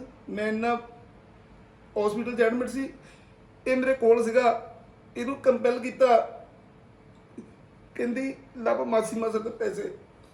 ਕਹਿੰਦਾ ਤੈਨੂੰ ਪੈਸਿਆਂ ਦੀ ਪਈ ਆ? ਪਾਪਾ ਕਹਿੰਦਾ ਹਸਪੀਟਲ 'ਚ ਐਡਮਿਟ ਨੇ। ਕਹਿੰਦਾ ਤੈਨੂੰ ਪੈਸਿਆਂ ਦੀ ਪਈ ਹੋਈ ਹੈ? ਪਾਪਾ ਹਸਪੀਟਲ 'ਚ ਐਡਮਿਟ। ਕੁੜੀ ਨੇ ਅੱਜ ਤੱਕ ਤੂੰ ਮੇਰੀ ਖਬਰ ਨਹੀਂ ਪੁੱਛੀ, ਪਾਪਾ ਕੀ ਹੋਇਆ ਕੀ ਨਹੀਂ ਹੋਇਆ ਤੈਨੂੰ? ਕੁੜੀ ਨੂੰ ਪੈਸਿਆਂ ਦੀ ਪੈ ਗਈ, ਪਰ ਮੈਂ ਹਸਪੀਟਲ ਦੇ ਵਿੱਚ ਐਡਮਿਟ ਸੀ, ਜਦੋਂ ਕਿ ਮੇਰੀ ਕਿਡਨੀਆਂ ਦੋਨਾਂ ਦਾ ਆਪਰੇਟ ਹੋਣਾ, ਦੋਨਾਂ 'ਚ ਸਟੋਨ ਨੇ। ਹਿਸਾਬ ਲਾ ਤੁਸੀਂ, ਮੈਨੂੰ ਇਹਨਾਂ ਨੇ ਪਜ਼ਲ ਕਰਕੇ ਰੱਖਿਆ। ਦੂਸਰੀ 2 ਤਰੀਕ ਨੂੰ ਮੇਰੇ ਘਰ ਮੀਟਿੰਗ ਰੱਖੀ, ਅਪ੍ਰੈਲ ਨੂੰ 2 ਤਰੀਕ ਨੂੰ ਮੀਟਿੰਗ ਰੱਖੀ, ਤਾਂ ਕੁੜੀ ਦੇ ਮੱਸ ਨੇ ਆਪ ਹੀ ਮੀਟਿੰਗ ਦਾ ਟਾਈਮ ਦਿੱਤਾ, ਸਾਰਾ ਕੁਝ ਆਪ ਹੀ ਦਿੱਤਾ। ਅਸੀਂ ਇੱਥੇ ਮੇਰੇ ਸਾਰੇ ਕਲਾਇੰਟ, ਮੇਰੇ ਰਿਸ਼ਤੇਦਾਰ ਜਿਹੜੇ ਵੀ ਆਉਣੇ ਸੀ, ਜਿਹੜੇ ਉਹਨਾਂ ਨੇ ਕਿਹਾ ਸੀ ਬੁਲਾ ਲਏ, ਆਏ। ਚਾਚਾ ਜੀ ਆ ਕੇ ਘੁਮਾਉਰ ਤੋਂ, ਅਸੀਂ ਮਨਜੀਤ ਸਿੰਘ ਦੇ ਪਿੰਡ ਤੋਂ ਘੁਮਾਉਰ ਤੋਂ ਆਏ, ਇੱਥੇ ਬੁਲਾ ਲਏ। ਪਰ ਇਹ ਇੱਥੋਂ ਸੁਬਾਹ ਤੜਕੇ ਨਿਕਲ ਗਿਆ, ਜਾ ਕੇ ਆਪਣੀ ਸਾਲੀ ਨੂੰ ਐਡਮਿਟ ਕਰਾਤਾ, ਫਰਜ਼ਲੀ ਮਤਲਬ ਹਵਾ 'ਚ ਐਡਮਿਟ ਕਰਾਤਾ। ਮੈਡਮ ਚਲੋ ਠੀਕ ਆ, ਮੈਂ ਇਹ ਵੀ ਗੱਲ ਕਰਨਾ ਵੀ ਚਲੋ ਬਿਮਾਰ ਹੋ ਗਈ, ਕੋਈ ਇਸ਼ੂ ਨਹੀਂ ਹੈਗਾ। ਅਗਰ ਜਿਹੜਾ ਬੰਦਾ ਪੈਪ ਨਾਲੀਆਂ ਆਕਸੀਜਨ ਲੱਗੀ ਆ, ਫਲਾਣਾ ਲੱਗਿਆ ਆ, ਤੇ ਹੁਣ ਮੈਂ ਤੁਹਾਨੂੰ ਦੱਸ ਨਹੀਂ ਸਕਦਾ ਕਿੱਥੇ ਕਿੱਥੇ ਪੈਪ ਲਵਾਏ ਸੀ ਉਹਨਾਂ ਨੇ, ਸਾਨੂੰ ਵੀਡੀਓ ਪਹੁੰਚੀ ਸੀ, ਦੇਖ ਲਈ ਸੀ। ਪਰ ਦੂਸਰੇ ਦਿਨ ਤੜਕੇ 9 ਵਜੇ ਜਾ ਕੇ ਕੁੜੀ ਦੀ ਮਾਂ ਨੇ ਸਾਡੇ ਤੇ ਐਪਲੀਕੇਸ਼ਨ ਦਾਇਰ ਕਰਤੀ ਡੋਲੀ ਦੀ। ਲਗਜ਼ਰੀ ਕਾਰ ਮੰਗਦੇ ਆ ਸਾਡੇ ਕੋਲ, 30 ਤੋਂ 35 ਲੱਖ ਰੁਪਏ ਮੰਗਦੇ ਆ। ਮੈਡਮ ਆ ਮੇਰੀਆਂ 2 ਗੱਡੀਆਂ ਖੜੀਆਂ ਸਾਹਮਣੇ, ਤੁਹਾਡੇ ਪਤਾ 2 ਗੱਡੀਆਂ ਨੇ ਮੇਰੇ ਕੋਲ ਰੈਡੀ। ਮੈਂ ਉਹਨਾਂ ਦੀ ਲਗਜ਼ਰੀ ਕਾਰਾਂ ਕੀ ਕਰਨੀਆਂ ਨੇ? ਮੇਰੇ ਖਰਚੇ ਨਹੀਂ ਕਰਾਂ, ਮੇਰੇ ਕੋਲ ਸਭ ਕੁਛ ਹੈ। ਮੈਂ ਆਲਰੇਡੀ ਆਰਮੀ ਰਿਟਾਇਰ ਹਾਂ, ਫਿਰ ਮੈਂ ਦੁਬਾਰਾ ਰੀਅਪਲਾਈ ਹਾਂ। ਇਹਨੂੰ ਕਿਹੜੀ ਚੀਜ਼ ਦੀ ਘਾਟ ਆ? ਅਗਰ ਮੈਂ ਉਹਦੀ ਕੁੜੀ ਤੇ 35 ਲੱਖ ਲਾ ਸਕਦਾ ਹੈ, ਕਿ ਮੈਂ ਆਪਣੇ 35 ਲੱਖ ਬੇਟੇ ਨੂੰ ਲਾ ਕੇ ਬਿਜ਼ਨਸ ਨਹੀਂ ਖੋਲ ਸਕਦਾ ਸੀਗਾ। ਸਿਰਫ ਕਿਹਦੇ ਵਾਸਤੇ ਸੋਚਿਆ? ਇੱਕ ਬੇਟੇ ਦੀ ਲਾਈਫ ਵਾਸਤੇ, ਔਰ ਉਹ ਕੁੜੀ ਦੀ ਜ਼ਿੰਦਗੀ ਬਣਾਉਣ ਵਾਸਤੇ। ਮੇਰੀ ਇੱਥੇ ਤੱਕ ਸੋਚ ਸੀਗੀ। ਪਰ ਜਦੋਂ ਉਹਨਾਂ ਨੇ ਹੁਸ਼ਿਆਰਪੁਰ ਦਾਇਰ ਕਰਤਾ, ਫਿਰ ਮੇਰਾ ਦਿਮਾਗ ਖਰਾਬ। 3 ਨੂੰ ਉੱਥੇ ਦਾਇਰ ਕੀਤਾ ਉਹਨਾਂ ਨੇ ਮੇਰੇ ਐਪਲੀਕੇਸ਼ਨ, ਫਿਰ 7 ਨੂੰ ਸਾਨੂੰ ਉੱਥੇ ਬੁਲਾਇਆ ਗਿਆ, ਅਸੀਂ ਪਹੁੰਚੇ। ਸਾਨੂੰ ਕੋਈ ਕਿਉਂ, ਅਸੀਂ ਸੱਚੇ ਸੀ, ਅਸੀਂ ਫੇਸ ਕੀਤਾ। 7 ਨੂੰ ਉੱਥੇ ਪਹੁੰਚ ਕੇ ਜਦੋਂ ਪਹੁੰਚੇ, ਅਸੀਂ ਮਾਲ ਸਾਹਿਬ ਦੇ ਸਾਹਮਣੇ, ਐਸਐਸਪੀ ਮਾਲ ਸਾਹਿਬ ਸੀਗੇ, ਅਸੀਂ ਸਾਰੇ ਡਾਕੂਮੈਂਟੇਸ਼ਨ ਪੂਰੇ ਰੱਖ ਦਿੱਤੇ। ਉਹਨਾਂ ਨੇ ਕਿਹਾ ਵੀ ਬਿਲਕੁਲ ਠੀਕ ਹੈ। ਉਹਨਾਂ ਨੇ ਉੱਥੇ ਉਹ ਜਿਹੜਾ ਫੈਸਲਾ ਪਰਚਾ ਸੀ, ਉਹਨਾਂ ਨੇ ਐਪਲੀਕੇਸ਼ਨ ਸੀ ਨਾ, ਉਹਨਾਂ ਨੇ ਦਾਖਲ ਦਫ਼ਤਰ ਜਮ੍ਹਾਂ ਕਰਾਉਣ ਨੂੰ ਕਹਿ ਦਿੱਤਾ। ਹੋ ਗਈ ਹੈ, ਅੱਜ ਵੀ ਹੋ ਗਈ ਹੈ। ਮੈਂ 2 ਵਾਰ ਬਾਅਦ 'ਚ ਵੀ ਜਾ ਕੇ ਦਾਖਲ ਦਫ਼ਤਰ ਹੋ ਚੁੱਕੀ ਹੈ। ਉਸ ਤੋਂ ਬਾਅਦ ਮਨਜੀਤ ਸਿੰਘ ਕੁੜੀ ਦੇ ਮਾਸਟਰ ਨੇ 2 ਐਪਲੀਕੇਸ਼ਨਾਂ ਸਾਡੇ ਦੇ ਇੱਥੇ ਦਾਇਰ ਕੀਤੀਆਂ ਜਲੰਧਰ। ਗੱਲ ਸਾਡੀ ਯਾਰ ਉਹਨਾਂ ਦੀ ਆ, ਮੇਰੇ ਰਿਸ਼ਤੇਦਾਰ ਦਾ ਜਿਹੜਾ, ਜਾਂ ਮੇਰੇ ਨਾਲ ਕੋਈ 3rd ਪਰਸਨ ਕੋਈ ਤੁਰਦਾ, ਉਹਨਾਂ ਦਾ ਤਾਂ ਕੋਈ ਇਨਵੋਲਵਮੈਂਟ ਨਹੀਂ ਹੈਗੀ। ਉਹਨਾਂ ਦੇ ਵੀ ਨਾਂ ਮਨਜੀਤ ਸਿੰਘ ਨੇ ਐਡ ਕਰਵਾਏ ਆ, ਮਨਜੀਤ ਕੌਰ ਨੇ ਉਹਨਾਂ ਦੇ ਵੀ ਨਾਂ ਐਡ ਕਰਵਾਏ ਆ ਐਪਲੀਕੇਸ਼ਨਾਂ ਦੇ ਵਿੱਚ, ਜਦੋਂ ਕਿ ਉਹ ਗਲਤ ਨੇ। ਅਸੀਂ ਤੇ 2 ਉੱਥੇ ਹੋ ਗਈਆਂ, 2 ਇੱਥੇ ਹੋ ਗਈਆਂ, 4 2 ਹੋ ਗਈਆਂ ਗੜਸ਼ੰਕਰ, ਜਿਹਨਾਂ ਗੜਸ਼ੰਕਰ ਵਾਲੀ ਇੱਕ ਡੀਐਸਪੀ ਤੁਸ਼ਾਰ ਸ਼ਰਮਾ ਦੇ ਦਾਇਰ ਕੀਤੀ, ਉੱਥੇ ਵੀ ਅਸੀਂ ਫੇਸ ਕੀਤਾ, ਉਹ ਵੀ ਕਲੋਜ਼ ਹੋ ਚੁੱਕੀ ਆ, ਦਾਖਲ ਦਫ਼ਤਰ ਹੋ ਚੁੱਕੀ ਆ। ਇੱਕ ਮੇਰੇ ਬੇਟੇ ਤੇ 125 ਦਾ ਪਾਈ ਉਹਨਾਂ ਨੇ ਖਰਚੇ ਦਾ ਪਾਇਆ, ਉਹ ਵੀ ਬੰਦ ਹੋ ਜਾਏਗੀ। ਗੜਸ਼ੰਕਰ ਮੈਡਮ ਆ ਕੋਈ ਹੈ ਜੱਜ, ਉਹਨਾਂ ਦੇ ਜਾਣਾ ਸੀ, 17 ਤਰੀਕ ਦੀ ਡੇਟ ਆ ਸਾਡੀ। ਅਸੀਂ ਫੇਸ ਕਰਾਂਗੇ, ਅਸੀਂ ਪਿਓਰ ਨਹੀਂ, ਅਸੀਂ ਪਰ ਜਾਵਾਂਗੇ, ਜ਼ਰੂਰ ਜਾਵਾਂਗੇ। ਪਰ ਉਹਨਾਂ ਦੇ ਫਿਰ ਉੱਥੋਂ ਜੇ ਉਹਨਾਂ ਦੀਆਂ 7 ਐਪਲੀਕੇਸ਼ਨਾਂ ਸੀਗੀਆਂ, ਸਾਡੀ 1 ਹੀ ਐਪਲੀਕੇਸ਼ਨ ਸੀ ਮੈਮ। ਅਸੀਂ ਕੋਈ ਐਪਲੀਕੇਸ਼ਨ ਹੋਰ ਦਾਇਰ ਨਹੀਂ ਕੀਤੀ। ਪਰ ਅੱਜ 22 ਅਪ੍ਰੈਲ ਨੂੰ 22 ਅਗਸਤ ਨੂੰ ਉਹਨਾਂ ਤੇ ਪਰਚਾ ਦਰਜ ਹੋ ਚੁੱਕਾ ਹੈ, ਇਹਦਾ 420 ਦਾ 406 ਦਾ, ਠੀਕ ਹੈ। ਉਹ ਇਸ ਟਾਈਮ ਪੁਲਿਸ ਵਾਲੇ ਗਏ ਸੀ ਉਹਨਾਂ ਦੇ ਘਰੇ, ਉਹਨਾਂ ਨੂੰ ਕੋਈ ਮਿਲਿਆ ਨਹੀਂ, ਨੋਟਿਸ ਦੇਣੇ ਸੀ, ਉਹਨਾਂ ਨੇ ਨਹੀਂ ਗਏ ਹੈਗੇ। ਅਸੀਂ ਪੁਲਿਸ ਵਾਲਿਆਂ ਨਾਲ ਸੰਪਰਕ ਕੀਤਾ ਵੀ ਤੁਸੀਂ ਉਹਨਾਂ ਨੂੰ ਅਰੈਸਟ ਕਰੋ, ਉਹ ਕਹਿੰਦੇ ਵੀ ਉਹ ਘਰਾਂ ਤਾਲੇ ਲੱਗੇ ਹੋਏ ਆ। ਮੇਰੀ ਤੁਹਾਡੇ ਅੱਗੇ, ਮੀਡੀਆ ਅੱਗੇ ਔਰ ਪ੍ਰਸ਼ਾਸਨ ਅੱਗੇ ਬੇਨਤੀ ਹੈ ਕਿ ਮੈਨੂੰ ਇਨਸਾਫ ਮਿਲੇ। ਦੂਸਰੀ ਗੱਲ ਮੈਡਮ, ਉਹਨਾਂ ਨੇ ਮੈਨੂੰ ਮਨਜੀਤ ਸਿੰਘ ਨੇ ਜੀ 506 ਲੱਗੀ ਆ ਨਾ, ਉਹ ਇਸ ਕਰਕੇ ਲੱਗੀ, ਮੈਨੂੰ ਮਨਜੀਤ ਸਿੰਘ ਨੇ ਧਮਕੀ ਦਿੱਤੀ ਆ ਵੀ ਮੇਰੇ ਕੋਲ ਵੈਪਨਸ ਨੇ, ਮੈਂ ਤੈਨੂੰ ਛੱਡਣਾ ਨਹੀਂ ਜੇ ਤੇ ਮੈਨੂੰ ਕੁਝ ਹੋ ਗਿਆ, ਜੇ ਮੈਨੂੰ ਤੂੰ ਕੁਝ ਕਰਵਾਤਾ ਵੀ। ਮੈਂ ਉਹਦੀ ਐਪਲੀਕੇਸ਼ਨ ਵੀ ਦਾਇਰ ਕੀਤੀ ਆ ਸੀਪੀ ਸਾਹਿਬ ਦੇ ਆਪਣੇ, ਉਹ ਸੀਪੀ ਸਾਹਿਬ ਤੋਂ ਮਾਰ ਰੱਖੋ ਕੇ ਜਲੰਧਰ ਕੈਂਟ ਮੇਰੇ ਥਾਣੇ ਦੇ ਵਿੱਚ ਆ ਚੁੱਕੀ ਹੈ ਵੈਪਨ ਜਮ੍ਹਾਂ ਕਰਾਉਣ ਵਾਸਤੇ। ਮੈਂ ਰਿਕੁਐਸਟ ਕੀਤੀ ਹੈ ਸੀਪੀ ਸਾਹਿਬ ਦੀ, ਬੇਨਤੀ ਕੀਤੀ ਹੈ, ਮੇਰੀ ਬੇਨਤੀ ਉਹਦੇ ਕੋਲ ਹਥਿਆਰ ਆ, ਉਹਦੇ ਪਰ ਮੈਂ ਪਰਚਾ ਕਰਵਾਇਆ, ਮੇਰੇ ਵੱਲੋਂ ਇੱਦਾਂ ਕਰਕੇ ਮੇਰੇ ਨਾਲ ਫਰਾਡ ਕੀਤਾ ਉਹਨੇ, ਉਹਨਾਂ ਦੀ ਕੁੜੀ ਤੇ ਮੈंने ਪੈਸੇ ਲਾਏ ਆ। ਸੀਪੀ ਸਾਹਿਬ ਨੇ ਮਾਰ ਕਰਕੇ ਜਲੰਧਰ ਕੈਂਟ ਥਾਣੇ ਦੇ ਵਿੱਚ ਭੇਜ ਦਿੱਤੀ, ਉਹਦੇ ਹਥਿਆਰ ਜਮ੍ਹਾਂ ਕਰਾਏ ਜਾਣ, ਆ ਚੁੱਕੀ ਹੈ ਐਪਲੀਕੇਸ਼ਨ। ਬਸ ਮੇਰੀ ਹੱਥ ਜੋੜ ਕੇ ਬੇਨਤੀ ਆ, ਮੈਂ ਤੁਹਾਡੇ ਥਰੂ ਔਰ ਮੀਡੀਆ ਥਰੂ ਇਹ ਇਨਸਾਫ ਮੰਗਦਾ, ਮੈਨੂੰ ਇਨਸਾਫ ਦਿਆ ਜਾਵੇ। ਬਹੁਤ ਬਹੁਤ ਧੰਨਵਾਦ ਕਰਦਾ ਤੁਹਾਡੇ ਲੋਕ ਲਾਈਵ ਚੈਨਲ ਦਾ ਕਿ ਜਿਹੜੀ ਮੇਰੀ ਇਸ ਆਵਾਜ਼ ਨੂੰ ਤੁਸੀਂ ਬਹੁਤ ਡੂੰਘਾਈ ਤੱਕ ਲੈ ਕੇ ਜਾਓਗੇ। ਅੱਛਾ, ਇਹ ਗੱਲ ਇਸ ਤਰ੍ਹਾਂ ਕਿ ਮੇਰਾ ਬੇਟਾ ਜੋਬ ਕਰਦਾ, ਜੋ ਇਹ ਪੂਰਾ ਦਿਨ ਇਹਦੀ ਮਾਰਕੀਟਿੰਗ ਦੀ ਜੋਬ ਆ, ਪੂਰਾ ਦਿਨ ਇਹ ਸਟ੍ਰੈਸ 'ਚ ਰਹਿੰਦਾ ਆ, ਟੈਨਸ਼ਨ 'ਚ ਰਹਿੰਦਾ ਆ। ਔਰ ਇਨ ਕੇਸ ਅਗਰ ਪਹਿਲਾਂ ਇਹਨੇ ਕੋਈ ਇਹੋ ਜਿਹਾ ਗਲਤ ਸਟੈਪ ਚੱਕਣ ਦੀ ਕੋਸ਼ਿਸ਼ ਕੀਤੀ ਹੈ, ਪਰ ਅਸੀਂ ਇਹਨੂੰ ਸਮਝਾਇਆ ਵੀ ਕੋਈ ਨਾ ਬੇਟਾ, ਟੈਨਸ਼ਨ ਨਾ ਲੈ, ਅਸੀਂ ਤੇਰੇ ਨਾਲ ਆ, ਤੂੰ ਇਹੋ ਜਿਹਾ ਗਲਤ ਸਟੈਪ ਕਿਉਂ ਚੱਕਣਾ, ਤੈਨੂੰ ਕੋਈ ਜ਼ਰੂਰਤ ਨਹੀਂ ਹੈ। ਮੈਡਮ ਆ ਮੇਰਾ ਬੇਟਾ ਹੈ ਜੀ ਲਵਪ੍ਰੀਤ ਸਿੰਘ, ਤੇ ਆ ਮਤਲਬ ਕਿ ਸਾਡੀ ਨੂੰਹ ਬਣ ਕੇ ਆਈ ਸੀ ਰਮਨਦੀਪ। ਮੈਡਮ ਕਿਹੜੀ ਜਗ੍ਹਾ ਤੋਂ ਆ ਰਮਨਪ੍ਰੀਤ ਕੌਰ? ਇਹ ਹੈਗੇ ਆ ਜੀ ਪਿੰਡ ਇਹਨਾਂ ਦਾ ਬਡੇਸਰੋਂ ਆ ਜੀ, ਤੇ ਗੜਸ਼ੰਕਰ ਦੇ ਲਾਗੇ ਆ ਜੀ ਬਡੇਸਰੋਂ ਪਿੰਡ ਜੀ। ਆ ਹੈਗੀ ਆ ਜੀ ਰਮਨਦੀਪ, ਜਿਹਨੂੰ ਮੈਂ ਇਸ ਘਰ ਵਿੱਚ ਵਿਆਹ ਕੇ ਲੈ ਕੇ ਆਇਆ ਸੀਗਾ। ਤੇ ਅੱਜ ਦੇ ਹੀ ਦਿਨ ਜਿਹੜੀ ਹੈਗੀ ਆ ਉਹ 5 ਸਤੰਬਰ ਹੈਗੀ ਆ, ਅੱਜ ਦੇ ਹੀ ਦਿਨ ਉਹਨੂੰ ਅਸੀਂ ਉੱਥੇ ਦਿੱਲੀ 에ਅਰਪੋਰਟ ਤੇ ਚੜਾਉਣ ਗਏ ਸੀਗੇ। ਤੇ 9 ਮਹੀਨੇ ਹੋ ਗਏ ਹੈਗੇ ਆ ਗਈ ਨੂੰ, 1 ਸਾਲ ਹੋ ਗਿਆ, ਬਟ 9 ਮਹੀਨੇ ਹੋ ਗਿਆ ਕਿ ਮੇਰੇ ਨਾਲ ਗੱਲ ਹੋਈ ਨੂੰ। ਅੱਜ ਤੱਕ ਜਿਹੜੇ ਹੈਗੇ ਮੇਰੇ ਨਾਲ ਗੱਲ ਨਹੀਂ ਕੀਤੀ ਹੈਗੀ। ਇਹਨਾਂ 9 ਮਹੀਨਿਆਂ 'ਚ ਤੁਸੀਂ ਕੋਈ ਉਹਨਾਂ ਨਾਲ ਸੰਪਰਕ ਕਰਨ ਦੀ ਕੋਸ਼ਿਸ਼ ਕੀਤੀ? ਉਹਨਾਂ ਨੇ ਮੈਨੂੰ ਬਲੌਕ ਕੀਤਾ ਸਾਰੇ ਪਾਸਿਓਂ, ਤੇ ਮੈਨੂੰ ਹਰ ਇੱਕ ਪਾਸਿਓਂ ਹਰ ਇੱਕ ਜਿਹੜੀ ਹੈਗੇ ਆ ਸਾਰੇ ਸਾਈਡ ਤੋਂ ਬਲੌਕ ਕੀਤਾ ਹੋਇਆ ਮੈਨੂੰ। ਨਾ ਹੀ ਉਹਨੇ ਫੋਨ ਕੀਤਾ ਮੈਨੂੰ ਜਾ ਕੇ, ਨਾ ਹੀ ਮੈਨੂੰ ਮੇਰੇ ਨਾਲ ਕੋਈ ਕੰਟੈਕਟ ਕੀਤਾ ਜਾ ਕੇ, ਨਾ ਮੇਰੇ ਪੇਰੈਂਟਸ ਨਾਲ ਕੋਈ ਕੰਟੈਕਟ ਕੀਤਾ, ਨਾ ਹੀ ਮੇਰੇ ਨਾਲ ਕੋਈ ਕੰਟੈਕਟ ਕੀਤਾ ਹੈ, ਨਾ ਕੋਈ ਮੈਸੇਜ ਕੀਤਾ ਹੈ। ਜੇ ਮੈਂ 10 ਮੈਸੇਜ ਭੇਜਦਾ ਸੀਗਾ ਉਹਦੇ ਬਾਅਦ ਜਾਣ ਤੋਂ ਬਾਅਦ, ਤਾਂ ਮੈਨੂੰ ਇੱਕ ਦਾ ਹੀ ਰਿਪਲਾਈ ਆਉਂਦਾ ਹੁੰਦਾ ਸੀਗਾ, ਓਕੇ ਦਾ ਬਸ। ਤੇ ਉਹਨਾਂ ਦੇ ਪਿੰਡ ਦੇ ਵਿੱਚ ਜਾ ਕੇ ਤੁਸੀਂ ਉਹਨਾਂ ਦੇ ਫਾਦਰ ਨਾਲ ਮਦਰ ਨਾਲ ਕਿਸੇ ਨਾਲ ਕੋਈ ਸੰਪਰਕ ਕੀਤਾ ਤੁਸੀਂ ਜਾ ਕੇ? ਮੈਂ ਗਿਆ ਸੀਗਾ ਕੁੜੀ ਦੇ ਜਾਣ ਤੋਂ ਬਾਅਦ, ਮਤਲਬ ਕਿ ਰਮਨਦੀਪ ਦੇ ਜਾਣ ਤੋਂ ਬਾਅਦ 1 ਮਹੀਨੇ ਬਾਅਦ ਅਕਤੂਬਰ ਦੇ ਵਿੱਚ 12 ਜਾਂ 13 ਅਕਤੂਬਰ ਨੂੰ ਮੈਂ ਗਿਆ ਸੀਗਾ। ਤੇ ਉਹਦੇ ਮੰਮੀ ਨੇ ਤੇ ਉਹਦੇ ਭਰਾ ਨੇ ਮੈਨੂੰ ਅੰਦਰ ਨਹੀਂ ਬਾੜਿਆ ਹੈਗਾ। ਮੇਰਾ ਕੋਈ ਫਰੈਂਡ ਗਿਆ ਸੀਗਾ ਨਾਲ, ਤੇ ਉਹ ਕਹਿੰਦੀ ਸੀਗੀ ਵੀ ਤੈਨੂੰ ਸਿਰਫ ਇਸ ਮੁੰਡੇ ਕਰਕੇ ਅੰਦਰ ਵੜ ਰਹੇ, ਨਹੀਂ ਤੇਰੀ ਬਾਹਰ ਖੜਾ ਕੇ ਤੇਰੀ ਬੇਇੱਜ਼ਤੀ ਕਰਕੇ ਤੈਨੂੰ ਦਫਾ ਕਰਨਾ ਸੀ ਉੱਥੋਂ। ਤੇ ਕੁੜੀ ਦੀ ਮਾਂ ਨੇ ਤਾਂ ਮੈਨੂੰ ਇੱਥੋਂ ਤੱਕ ਵੀ ਕਹਿਤਾ ਸੀਗਾ ਕਿ ਵੀ ਤੂੰ ਦੂਸਰਾ ਵਿਆਹ ਕਰਾਈ ਤਾਂ ਮੈਨੂੰ ਬੁਲਾਈ, ਫਿਰ ਮੈਂ ਭੰਗੜਾ ਪਾਉਂਗੀ ਕਹਿੰਦੀ ਤੇਰੇ ਵਿਆਹ 'ਚ। ਮੈਨੂੰ ਇੱਥੋਂ ਤੱਕ ਕਿ ਕੁੜੀ ਦੀ ਮੰਮੀ ਨੇ ਕਿਹਾ ਸੀਗਾ।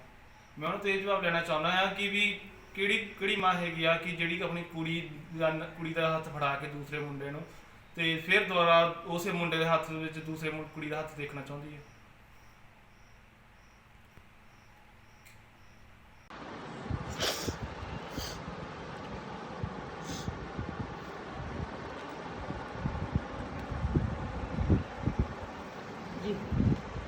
ਆ ਜੀ ਵਿਚੋਲਾ ਕੁੜੀ ਦਾ ਮਾਸਟਰ ਮਨਜੀਤ ਸਿੰਘ, ਕੁੜੀ ਦਾ ਮਾਸੜ ਕੁੜੀ ਦਾ ਮਾਸੜ ਜੀ ਰਮਨਦੀਪ ਦਾ। ਆ ਕੁੜੀ ਰਮਨਦੀਪ ਦੀ ਨਾਨੀ ਆ ਜੀ ਚੱਕ ਫੁੱਲੂ ਤੋਂ। ਆ ਕੁੜੀ ਦੀ ਮਾਸੀ ਆ ਜੀ ਵਿਚੋਲਣ ਰਮਨਦੀਪ ਦੀ। ਆ ਰਮਨਦੀਪ ਦਾ ਭਰਾ ਆ ਜੀ, ਤੇ ਆ ਰਮਨਦੀਪ ਦੀ ਮੰਮੀ ਆ, ਤੇ ਆ ਰਮਨਦੀਪ ਦੀ ਵੱਡੀ ਮਾਮੀ ਆ ਜੀ। ਆ ਰਮਨਦੀਪ ਦਾ ਵੱਡਾ ਮਾਮਾ ਆ ਜੀ। ਇਹਨਾਂ ਨੇ ਜੀ ਉੱਥੇ ਵਿਆਹ ਕੀਤਾ ਚੱਕ ਫੁੱਲੂ, ਤੇ ਚੱਕ ਫੁੱਲੂ ਤੋਂ ਇਹਨਾਂ ਨੇ ਵਿਆਹ ਕਰਕੇ ਡੋਲੀ ਤੋਰੀ ਆ ਜੀ।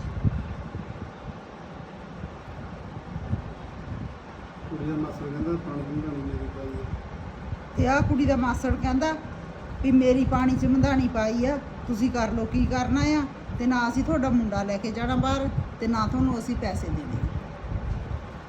ਇਹਨਾਂ ਦੀ ਪਹਿਲਾਂ ਹੀ ਜੀ ਆਹ ਸਾਰਿਆਂ ਦੀ ਰਲੀ ਮਿਲੀ ਪ੍ਰੀ ਪਲੈਨਿੰਗ ਸੀ, ਤੇ ਇਹਨਾਂ ਦੇ ਮਨ ਦੇ ਵਿੱਚ ਪਹਿਲਾਂ ਹੀ ਬੇਈਮਾਨੀ ਸੀ, ਅਸੀਂ ਪਰ ਸਮਝੇ ਨਹੀਂ ਜੀ।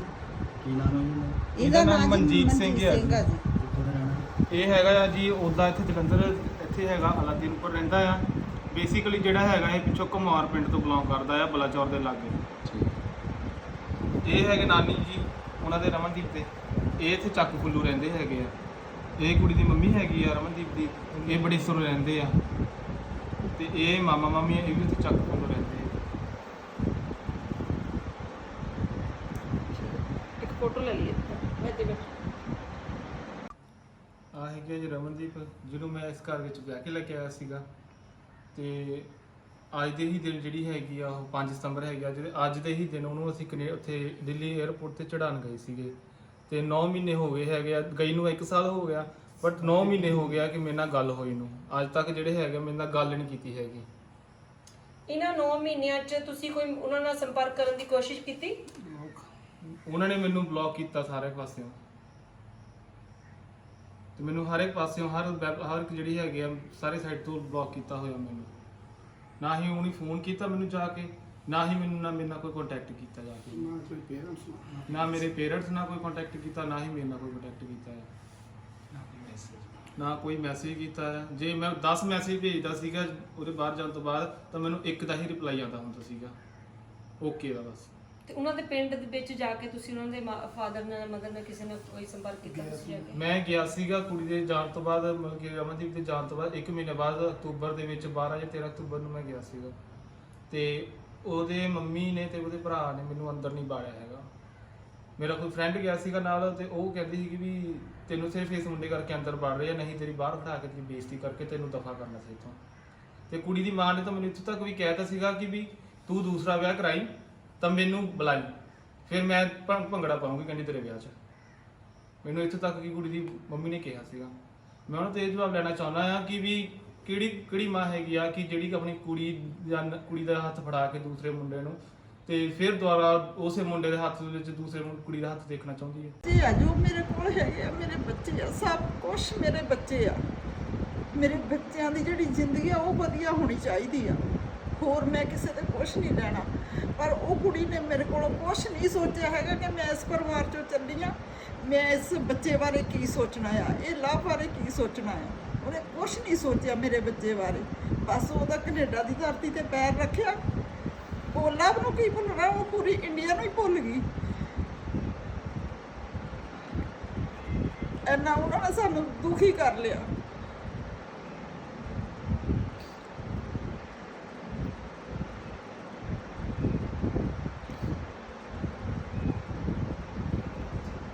ਹਾਂ ਤੇ ਆਹ ਕੁੜੀ ਦਾ ਮਾਸੜ ਕਹਿੰਦਾ ਵੀ ਮੇਰੀ ਪਾਣੀ 'ਚ ਮਧਾਣੀ ਪਾਈ ਆ, ਤੁਸੀਂ ਕਰ ਲਓ ਕੀ ਕਰਨਾ ਆ, ਤੇ ਨਾ ਅਸੀਂ ਤੁਹਾਡਾ ਮੁੰਡਾ ਲੈ ਕੇ ਜਾਣਾ ਬਾਹਰ, ਤੇ ਨਾ ਤੁਹਾਨੂੰ ਅਸੀਂ ਪੈਸੇ ਦੇਣੇ। ਇਹਨਾਂ ਦੀ ਪਹਿਲਾਂ ਹੀ ਜੀ ਆਹ ਸਾਰਿਆਂ ਦੀ ਰਲੀ ਮਿਲੀ ਗਰੀਬ ਲੈਣੀ ਸੀ, ਤੇ ਇਹਨਾਂ ਦੇ ਮਨ ਦੇ ਵਿੱਚ ਪਹਿਲਾਂ ਹੀ ਬੇਈਮਾਨੀ ਸੀ। ਅਸੀਂ ਪਰ ਸਮਝੇ ਨਹੀਂ ਜੀ। ਕੀ ਨਾਮ ਹੈ ਜੀ? ਇਹਦਾ ਨਾਮ ਜੀ ਮਨਜੀਤ ਸਿੰਘ ਆ ਜੀ। ਕਿੱਥੋਂ ਦੇ? ਇਹ ਉਹਦਾ ਇੱਥੇ ਜਲੰਧਰ ਇੱਥੇ ਹੈਗਾ ਅਲਾਦੀਨਪੁਰ ਰਹਿੰਦਾ ਆ। ਬੇਸਿਕਲੀ ਜਿਹੜਾ ਹੈਗਾ ਇਹ ਪਿੱਛੋਂ ਘੁਮਾਰ ਪਿੰਡ ਤੋਂ ਬਿਲੋਂਗ ਕਰਦਾ ਆ ਬਲਾਚੌਰ ਦੇ ਲਾਗੇ। ਇਹ ਹੈਗੇ ਨਾਨੀ ਜੀ ਉਹਨਾਂ ਦੇ ਰਮਨਦੀਪ ਦੇ, ਇਹ ਇੱਥੇ ਚੱਕ ਫੁੱਲੂ ਰਹਿੰਦੇ ਹੈਗੇ ਆ। ਇਹ ਕੁੜੀ ਦੀ ਮੰਮੀ ਹੈਗੀ ਆ ਰਮਨਦੀਪ ਦੀ, ਇਹ ਬੜੀ ਸੁਰ ਰਹਿੰਦੇ ਆ। ਤੇ ਇਹ ਮਾਮਾ ਮਾਮੀ ਇਹ ਵੀ ਇੱਥੇ ਚੱਕ ਫੁੱਲੂ ਰਹਿੰਦੇ ਆ। ਜੋ ਕਿਸੇ ਮੇਰੇ ਬੱਚੇ ਆ, ਜੋ ਮੇਰੇ ਕੋਲ ਹੈਗੇ ਆ, ਮੇਰੇ ਬੱਚੇ ਆ, ਸਭ ਕੁਝ ਮੇਰੇ ਬੱਚੇ ਆ। ਮੇਰੇ ਬੱਚਿਆਂ ਦੀ ਜਿਹੜੀ ਜ਼ਿੰਦਗੀ ਆ ਉਹ ਵਧੀਆ ਹੋਣੀ ਚਾਹੀਦੀ ਆ, ਹੋਰ ਮੈਂ ਕਿਸੇ ਦੇ ਕੁਝ ਨਹੀਂ ਲੈਣਾ। ਪਰ ਉਹ ਕੁੜੀ ਨੇ ਮੇਰੇ ਕੋਲ ਕੁਝ ਨਹੀਂ ਸੋਚਿਆ ਹੈਗਾ ਕਿ ਮੈਂ ਇਸ ਪਰਿਵਾਰ ਚੋਂ ਚੱਲੀ ਆ, ਮੈਂ ਇਸ ਬੱਚੇ ਬਾਰੇ ਕੀ ਸੋਚਣਾ ਆ, ਇਹ ਲਵ ਬਾਰੇ ਕੀ ਸੋਚਣਾ ਆ। ਉਹਨੇ ਕੁਝ ਨਹੀਂ ਸੋਚਿਆ ਮੇਰੇ ਬੱਚੇ ਬਾਰੇ, ਬਸ ਉਹ ਤਾਂ ਕੈਨੇਡਾ ਦੀ ਧਰਤੀ ਤੇ ਪੈਰ ਰੱਖਿਆ। ਉਹ ਲਵ ਨੂੰ ਕੀ ਭੁੱਲਣਾ, ਉਹ ਪੂਰੀ ਇੰਡੀਆ ਨੂੰ ਹੀ ਭੁੱਲ ਗਈ। ਇੰਨਾ ਉਹਨਾਂ ਨੇ ਸਾਨੂੰ ਦੁਖੀ ਕਰ ਲਿਆ।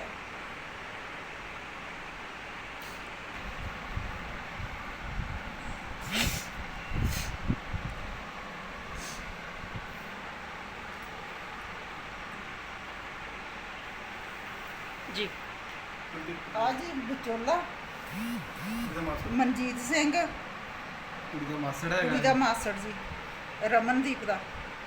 ਆਹ ਕੁੜੀ ਰਮਨਦੀਪ ਦੀ ਨਾਨੀ ਆ ਜੀ ਚੱਕ ਫੁੱਲੂ ਤੋਂ। ਆਹ ਕੁੜੀ ਦੀ ਮਾਸੀ ਆ ਜੀ ਵਿਚੋਲਣ ਰਮਨਦੀਪ ਦੀ। ਆਹ ਰਮਨਦੀਪ ਦਾ ਭਰਾ ਆ ਜੀ, ਤੇ ਆਹ ਰਮਨਦੀਪ ਦੀ ਮੰਮੀ ਆ, ਤੇ ਆਹ ਰਮਨਦੀਪ ਦੀ ਵੱਡੀ ਮਾਮੀ ਆ ਜੀ। ਆ ਰਮਨਦੀਪ ਦਾ ਵੱਡਾ ਮਾਮਾ ਆ ਜੀ। ਵਿਆਹ ਕੀਤਾ ਚੱਕ ਫੁੱਲੂ, ਤੇ ਚੱਕ ਫੁੱਲੂ ਤੋਂ ਇਹਨਾਂ ਨੇ ਵਿਆਹ ਕਰਕੇ ਡੋਲੀ ਤੋਰੀ ਆ ਜੀ। ਜੇ ਮਾਸਰ ਕਹਿੰਦਾ ਪਾਣੀ